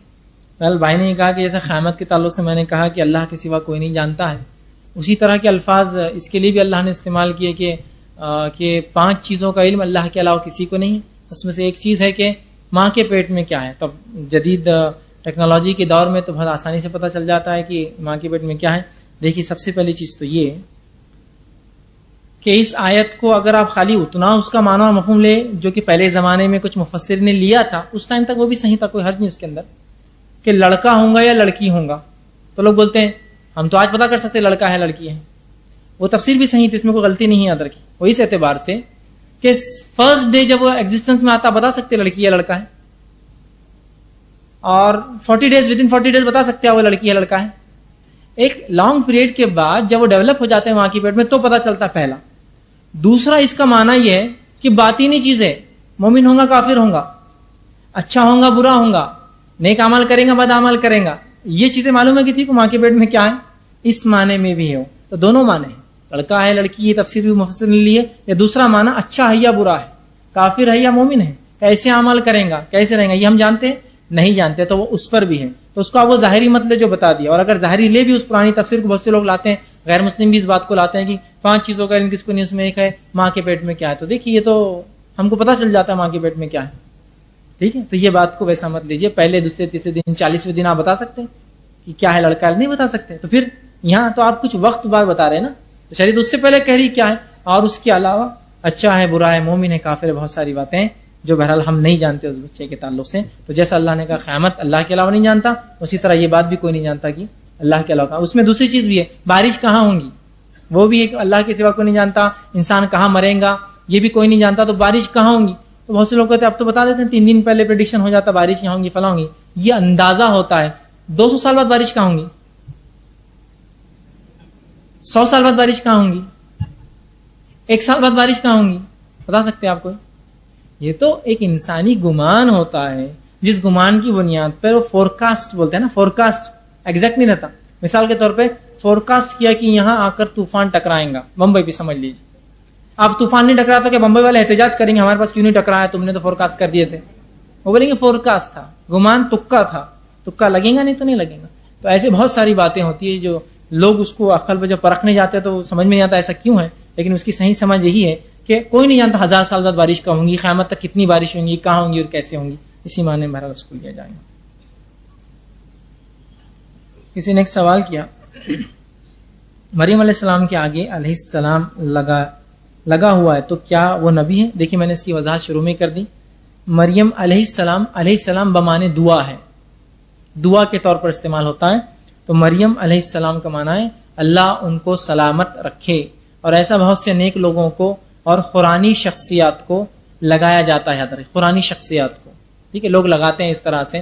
جیسے جو ہے لقمان علیہ السلام لگاتے, مریم علیہ السلام لگاتے, حاجرہ علیہ السلام لگاتے, ہے نا, صفورہ علیہ السلام لگاتے, موسیٰ علیہ السلام. تو یہ سب ہم بمانے دعا اللہ ان کو سلامت رکھے, ان کو اچھا رکھے, اس معنی میں ہوتی, یاد رکھیے. دوسرا انہوں نے کہا عورتوں میں ایک نبی تھے, ہم نے سنا کیا ایسا ہی؟ تو عورتوں میں کوئی نبی نہیں گزرا, یاد رکھیے. جتنے انبیاء تھے وہ مردوں میں تھے, اس لیے کہ نبوت یہ انہی کی ذمہ داری تھی, ٹھیک ہے. تو عورتوں میں کوئی نبی نہیں تھا, تو مریم علیہ السلام کوئی نبی نہیں, علیہ السلام بمانے دعا ان کے نام کے ساتھ لگایا جاتا ہے. السلام علیکم. میرا سوال یہ ہے کہ میرے ساتھ میں آفس میں 2 لڑکے کام کرتے ہیں, تو ان کا کہنا ہے کہ وہ مہدی فرقے سے تعلق رکھتے ہیں. وہ کہتے ہیں کہ مہدی علیہ السلام آ کر چلے جا چکے ہیں 450-500 سال پہلے. تو انہوں نے آپ صلی اللہ علیہ وسلم کا ایمان لے کر آئے تھے, جس کے مطابق وہ عمل کرتے ہیں. آپ صلی اللہ علیہ وسلم کی شریعت پر عمل کرتے ہیں, پر نماز جماعت سے نہیں پڑھتے ہیں. نماز دونوں ان کا کہنا ہے کہ مقتدی کا امام کا عقیدہ ملنا ضروری ہے جماعت کے لیے. تو یہ بات صحیح ہے کیا کہ مہدی علیہ السلام آ کر جا چکے ہیں عہد وسطیٰ میں؟ میں نے ایک سوال کیا کہ بہت سے لوگ یہ دعویٰ کرتے ہیں کہ مہدی علیہ السلام امام مہدی آ کر چلے گئے, اور 400-500 سال, جیسے بھائی نے سوال کیا, ان کے پاس کوئی دوست تھے ان کے جو مہدی اپنے آپ کو یا مہدی فرقے سے تعلق رکھتے ہیں, اور وہ کہتے ہیں کہ پہلے مہدی علیہ السلام پتہ نہیں 400-500 سال پہلے آگے چلے گئے, اور نماز بھی نہیں پڑھتے ان لوگوں کے پیچھے جو یہ سمجھتے کہ ابھی آنے والے ہیں. تو پہلی چیز تو دیکھیے, سب سے پہلی چیز کہ جو واضح علامتیں ہیں اگر ان علامتوں کو لیا جائے تو اس کے مطابق عیسیٰ علیہ السلام تو پھر اب تک نہیں آئے. جب وہ 400-500 سال پہلے تو کیا وہ حالات ہوئے؟ اگر ہوئے تھے تو وہ درج ہوئے. دیکھیے تاریخ، اسلامی تاریخ تو لکھی گئی، ہر دور میں لکھی گئی، تو کوئی تو اس کو روایت کرتا کہ فلاں شخص آئے. تو اگر وہ شخص ایسا دعویٰ کر رہے ہیں تو ایک تو وہ دعویٰ درست نہیں یاد رکھی. اہل سنت والجماعت کے مین اسٹریم مسلمانوں نے کبھی اس کو قبول نہیں کیا کہ مہدی آ کر گئے. یاد رکھی وہ جب ہوں گا بہت واضح علامتیں ہوں گی. رہا معاملہ ان کا نماز نہیں پڑھنا کسی امام کے پیچھے جو ان کے عقیدے پر نہیں ہے، یہ ان کا ذاتی مسئلہ ہے. ایک صاحب ایک بار علامت قیامت عنوان بہت سال پہلے IRC میں جب درس ہوتا تب لیا تھا، تو ایک صاحب میرے پاس آئے، اچھی بلڈ تھی ان کی، آگے کہنے لگے یاجوج اور ماجوج آج نکل جانا. بس یہ حالت اس کے لیے ہے. بولے جوش میں آ گئے تھے نا، آدمی ایسا جوش میں آیا تھا، اور کچھ بھی جیسا اس کا ایسا خیال ہوتا ہے کہ آج کاش امام مہدی آ جائے تو میں اس فوج میں رہوں گا، ہے نا، سوچتا ہے نا. تو ایسا ہوتا ہے. ایسے لوگ اسلام سے خارج نہیں ہوتے، اشد ہو جاتے، کبھی بہت متشدد ہو جاتے کہ نہیں فلاں ہے، خلافت ضروری ہے، خلافت قائم ہوں گی تو امام مہدی آئیں گے، اس لیے چھپے ہوئے. ویسا بھی عقیدہ کچھ لوگوں کا کہ خلافت قائم کرو تو وہ نکلیں گے نا. یہ فطری چیز ہے، یہ آئیں گی جائیں گی، آئیں گی جائیں گی اور تب رہیں گی. لیکن جب یہ ظاہر ہوں گے، اگر اشد نہیں ہیں اور اہل سنت والجماعت کے عقیدے میں کوئی مسئلہ نہیں ان کے، تو پھر مسئلہ نہیں صرف ان کی یہ بولنے سے کہ آ چکے. اس لیے کہ علماء نے یہی عقیدہ ان کے تعلق سے یہی فتاوے جاری کیے. ٹھیک رہا اس کے نماز کا، وہ اس کا ذاتی مسئلہ ہے، اگر وہ نہ پڑھنا چاہے تو اس کی اپنی مسئلہ. کسی نے ایک سوال کیا، جب مہدی کا ظہور ہوگا تب ان کی عمر کیا ہوں گی؟ واللہ عالم بالصواب. ہم نہیں جانتے کہ ان کی عمر کیا ہوں گی، اس لیے کہ احادیث میں ایسی کوئی تفصیلات موجود نہیں کہ ان کی عمر کیا ہوں گی اور کیا معاملہ ہوگا. جی امام مہدی کا حدیثوں کے علاوہ جو ہے قرآن میں کہیں ذکر آتا ہے؟ بھائی نے ایک سوال کیا کہ امام مہدی جو ہے ان کا تذکرہ حدیثوں کے علاوہ کیا قرآن میں آتا ہے؟ تو دیکھیے سب سے پہلی چیز تو یہ، امام مہدی کا تذکرہ احادیث میں ہی آتا ہے، قرآن میں نہیں آتا، سرے سے نہیں آتا ہے. سرے سے مطلب صراحتاً نام کے ساتھ نہیں آتا ہے. لیکن ایسی بہت سی قرآنی آیتیں جو دلالت کرتی ہے کہ وہ آئیں گے، سرے سے نہیں، نام کے ساتھ نہیں. ٹھیک ہے، دلالت کرتی ہے. اس بنیاد پر ایک شک لوگوں کو یہ بھی ہوتا ہے، بہت سے لوگ یہ کہتے ہیں کہ چونکہ قرآن میں نہیں ہے تو یہ نہیں ہو سکتا. اس لیے میں نے شروعات میں وضاحت کر دی تھی کہ احادیث پر بھی ہم ایمان لائے، آپ صلی اللہ علیہ وسلم پر ایمان لائے، اور ان کی ہر بات پر ہم ایمان لائے، یاد رکھیں. تو لہٰذا اس کو مان. دوسرا، ان کی ایک اور دلیل ہوتی ہے، صحیحین میں کوئی روایت میں امام مہدی کا تذکرہ نہیں ہے، قرآن بخاری اور مسلم کے اندر، دوسری کتابوں میں ہے.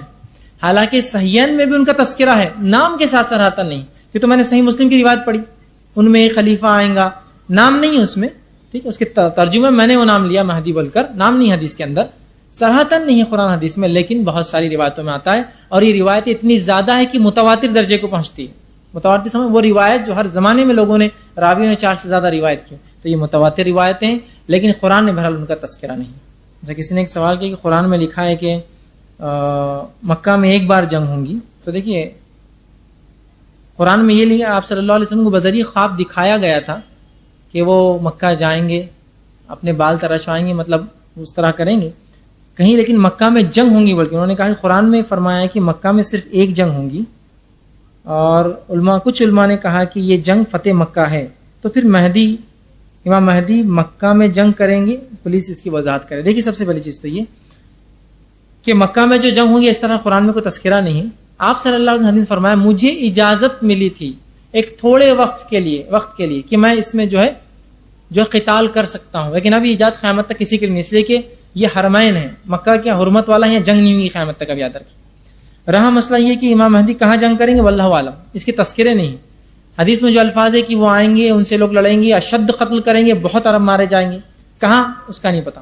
اسی طرح تذکرہ ہے کہ مدینہ سے ایک فوج نکلیں گی، مکہ سے پہلے دھسا لی جائیں گی. ٹھیک ہے، تو یہ جنگ کہاں ہوں گی واللہ عالم، ہم نہیں جانتے اس کی تفصیلات وہاں پر، لیکن جنگ ہوں گی. مسلمانوں سے جو خلیفہ کے بیٹوں سے ہی کہا ہم نہیں جانتے، لیکن مکہ کا تذکرہ حدیث میں نہیں. دوسرے لوگوں سے کہاں ہوں گی تو وہ بھی ہم نہیں جانتے، صرف اتنا کہا کہ عراق سے، ایران سے، قسطنطنیہ سے، روم سے جنگ ہوں گی.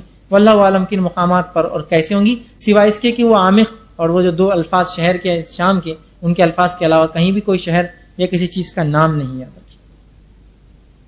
السلام علیکم بھائی صاحب، مجھے ایک سوال تھا، یہ آجوج ماجوج یہ پوری قوم ہے یا پھر یہ 2 ہی ہے؟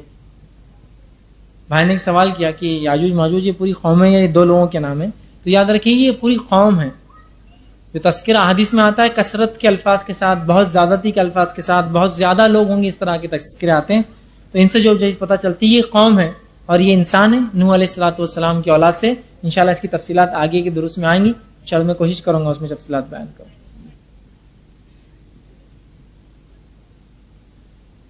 کسی نے ایک سوال کیا, امام مہدی کی شناخت مہر نبوت کی بنیاد پر خانہ کعبہ میں ہوگی, کیا یہ صحیح اور مہر نبوت کیا ہے؟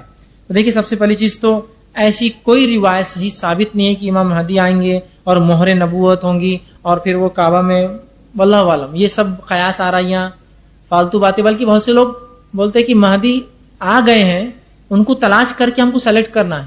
تو وہ کیا کرتے ہیں, اس کی علامت کیا, ان کے پاس ان کے انگوٹھے میں ہڈی نہیں ہوں گی, تو ہر کسی سے ہاتھ ملا تو انگوٹھا کھینچتے ہو, ایسا انگوٹھا کھینچ کے دیکھتے ہیں ہڈی ہے.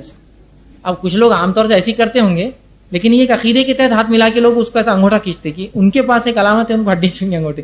واللہ ایک کمزوری ہے, تو ہڈی نہیں ہونا بولے تو انگوٹھا لٹکاؤ. مطلب ایک ایسا کمزور آدمی ناقص, مطلب بیمار جس کو ہڈی نہ ہو اور وہ سمجھ رہا بات کو, تو بولے وہ ہڈی نہیں ہوں گی, تو یہ من مانی علامت ہے, ہڈی نہیں ہوں گی, مہر نبوت ہوں گی. واللہ یہ سب باتیں احادیث سے ثابت نہیں ہیں, اور ہم جو چیز ثابت نہیں اس تعلق سے گمان نہیں کرنے, ایسا ہو سکتا, یہ بہت بری بات ہے. تو یہ چیز ثابت نہیں, لہٰذا ہم اس معاملے میں کچھ بھی نہیں کہتے. جی السلام علیکم. یہ پروگرام کی شروعات میں لیلۃ القدر کے تعلق سے بیان ہوا, تو پوچھنا چاہتا ہوں کہ لیلۃ القدر میں عبادت کا کیا معاملہ ہونا چاہیے, اس طریقہ.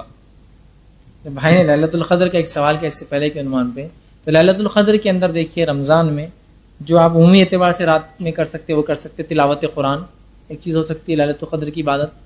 لیلۃ القدر میں قیام اللیل, رات کی نماز, تراویح, تہجد جو بھی رات میں ہوتی ہے.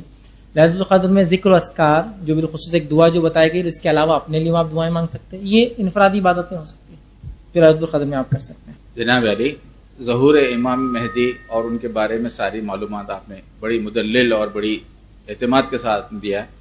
جاننا چاہتا ہوں کہ آپ کی معلومات کا یہ ذریعہ کیا ہے؟ اگر یہ احادیث سے لیا گیا ہے تو کیا احادیث اتنی تفصیلات دیتی ہے, یا یہ مولانا کے لوگوں کی ذہنی اختراع ہے؟ اور میں یہ جاننا چاہتا ہوں کہ روایتوں کا ذکر اکثر آتا ہے, تو یہ روایتیں کہاں سے آتی ہے؟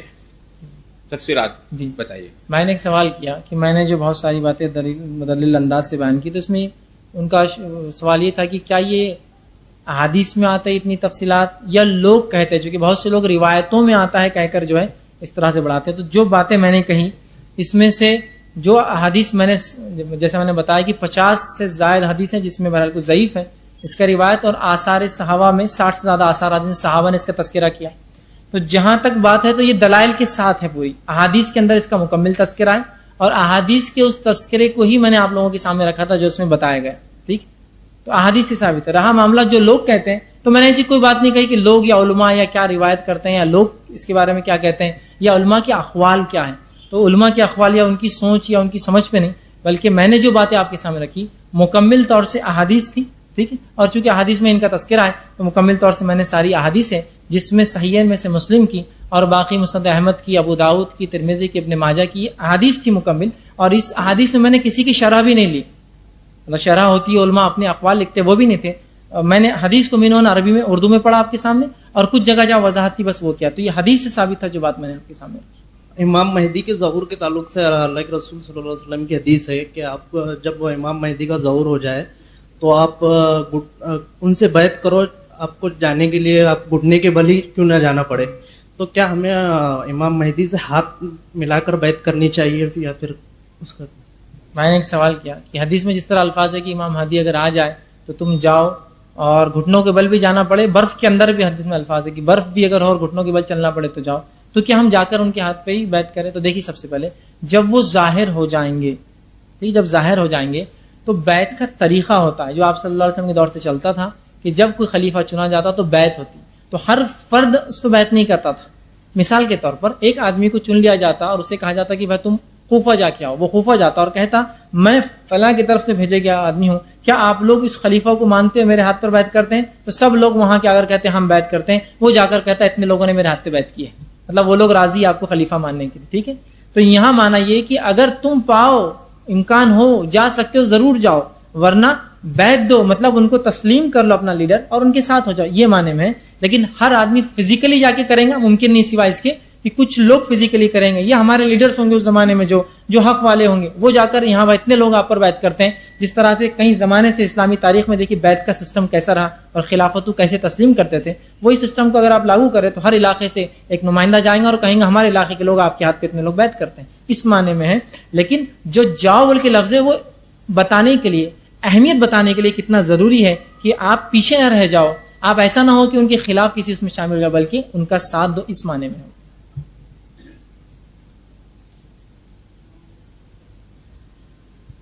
السلام علیکم.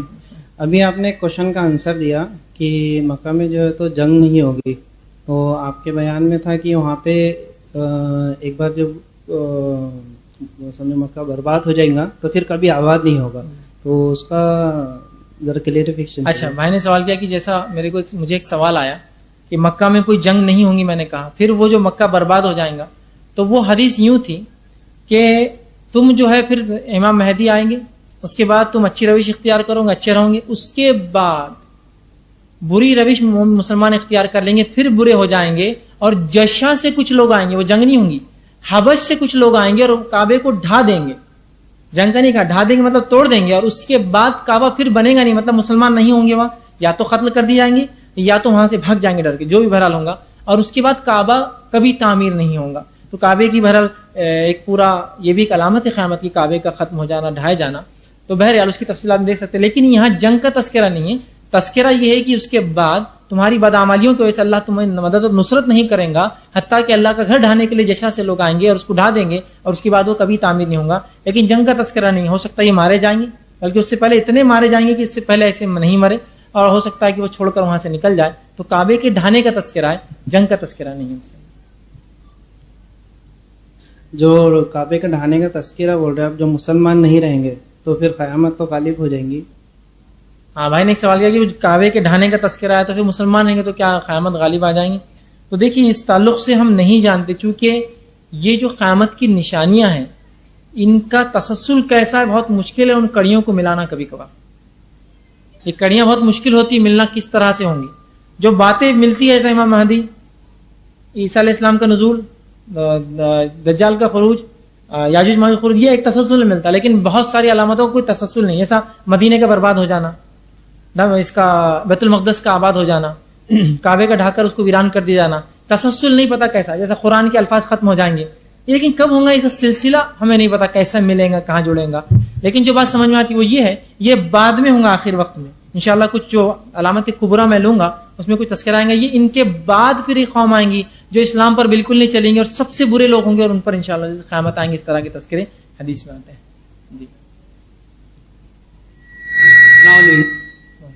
یہ ذوالقرنین علیہ السلام کا ذکر ہے قرآن میں, تو وہ جو دیوار بنایا آپ نے, تو یاجوج ماجوج کیا اس کے نیچے دب گئے, کیا وہ بارڈر ہے؟ میں نے سوال کیا کہ ذوالقرنین کے تعلق سے کہ انہوں نے جو دیوار بنائی, انشاءاللہ یاجوج ماجوج کا پورا ایک میرا عنوان ہے, پھر بھی مختصر رکھ دیتا ہوں. وہ دیوار بنائی اور اس کے بعد اس دیوار کے پیچھے وہ قوم ہے, نیچے نہیں دبی ہوئی, اس کے پیچھے ہے. اب اصل بولتے ہیں پیچھے ہے تو اب سیٹلائٹ اور کتنی ٹیکنالوجی کتنی ڈیولپ ہو گئی, پھر کیوں نہیں ہم پتہ کر سکتے. دیکھیے یہ تمام باتیں غائب سے تعلق رکھتی ہے. غائب مطلب وہ باتیں جو ہم سمجھ نہیں سکتے آج کیسی ہوں گی, جب ہوں گی تب سمجھ میں آ جائیں گے. ٹھیک ہے, تو وہ اس کے پیچھے ہے اور روز اس کو ختم کرنا چاہتے ہو, اور اس کو گراتے ہیں, اور جب گراتے ہیں تو سوچتے کل آئیں گے, ایک حد تک گرا کے پھر سوچتے کل آئیں گے, اور اس کے بعد لیکن دیوار پوری ہو جاتی, پھر کل تک اللہ اس کو بعد میں کرتا ہے. لیکن رسول اللہ فرماتے جب ایک زمانہ آئیں گا وہ دیوار کو ڈھائیں گے اور گرائیں گے, اور جب کل آنے کا ارادہ ہوں تو کہیں گے انشاءاللہ اب کل آ کے باقی کام پورا کریں گے. تو کل جب وہ آئیں گے وہ دیوار اتنی ہی ہوں گی جتنی کل چھوڑ کر گئے تھے, اللہ پوری نہیں کریں گا اور پھر وہ ختم ہو جائیں گے. ٹھیک, تو دیوار کے پیچھے کا تذکرہ ہے, زمین کے نیچے بھی نہیں اور دبے کا, اس کے پیچھے ہے. وہ دیوار آڑ ہے ہمارے اور ان کے بیچ میں. وہ چائنیز کی دیوار ہے, چائنا دیوار. ہمارے نے ایک اچھا سوال ہے, کیا وہ دیوار ہے جو چائنا نے بنایا ہے؟ دیکھیے یہ معاملہ غائب سے ہے, ہم نہیں جانتے وہ کیا ہوا, اس لیے کہ اگر آپ سورہ کہف بھی پڑھے اس میں کافی تفصیلات انشاءاللہ آپ کو اس کے تعلق سے ملیں گی. ہم نہیں جانتے, اور بہت سے لوگوں نے اسی پر قیاس کیا. وہ چین کی دیوار کا ٹوٹنا, پھر منگولیوں کا نکل کر تاتاریوں کا مسلمانوں کو ہلا کر برباد کرنا, کہا یہ یاجوج ماجوج ہے, دیوار توڑ کے اور اتنا تہس نہس کر کے تماشا اور فتنہ کیا. لیکن ہم اس چیز کو نہیں مانتے, اس لیے کہ اگر وہ ہوتا تو پھر اس سے پہلے کی نشانیاں کہاں ہیں؟ عیسیٰ علیہ السلام کہاں ہیں؟ دجال کہاں ہیں؟ تو وہ نہیں اس میں فٹ ہوتی. یہ ایک چیز ہو رہا, دیکھیے یہ قیامت کی نشانیاں آخرت قیامت سے پہلے، تو یہ اتنا بھی وہ نہیں ہے کہ بالکل ابھی قریب ہے یقیناً، لیکن انسانی وقت کے اعتبار سے قریب، ہم نہیں جانتے اس کی طوالت کتنی ہوں گی. تو یہ تمام باتیں غائب کی ہم یہی کہیں گے جیسا کتاب و سنت میں ہم اس کو ویسے ہی مانیں گے، باقی تفصیلات ہم نہیں کرتے. تو چین کی دیوار یقیناً وہ نہیں ہے، اس لیے کہ اس پر کسی علماء کا یا جو ہے اس طرح کے وہ نہیں ہے کہ یہ وہ دیوار ہے، اس لیے کہ ہوتی تو پھر بات کی علامات بہت ضروری تھا کہ ابھی ظاہر ہو جائے. وآخر دعوانا ان الحمد للہ رب العالمین. سبحان ربک رب العزت عما یصفون وسلام علی المرسلین والحمد للہ. السلام علیکم ورحمۃ اللہ وبرکاتہ. ناظرین اکرام، اسلامک ٹی وی اس چینل کو ابھی تک جنہوں نے سبسکرائب نہیں کیا ہے، برائے مہربانی اس چینل کو سبسکرائب ضرور کریں، اور ہر دن کی اپڈیٹ کے لیے اس کے ساتھ ہی ایک بیل، ایک گھنٹی کا نشان آئے گا، اسے آپ ضرور پریس کریں اور اسے دبا کر آپ ہمارے ساتھ تعاون فرمائیں. جزاک اللہ خیر. السلام علیکم ورحمۃ اللہ وبرکاتہ.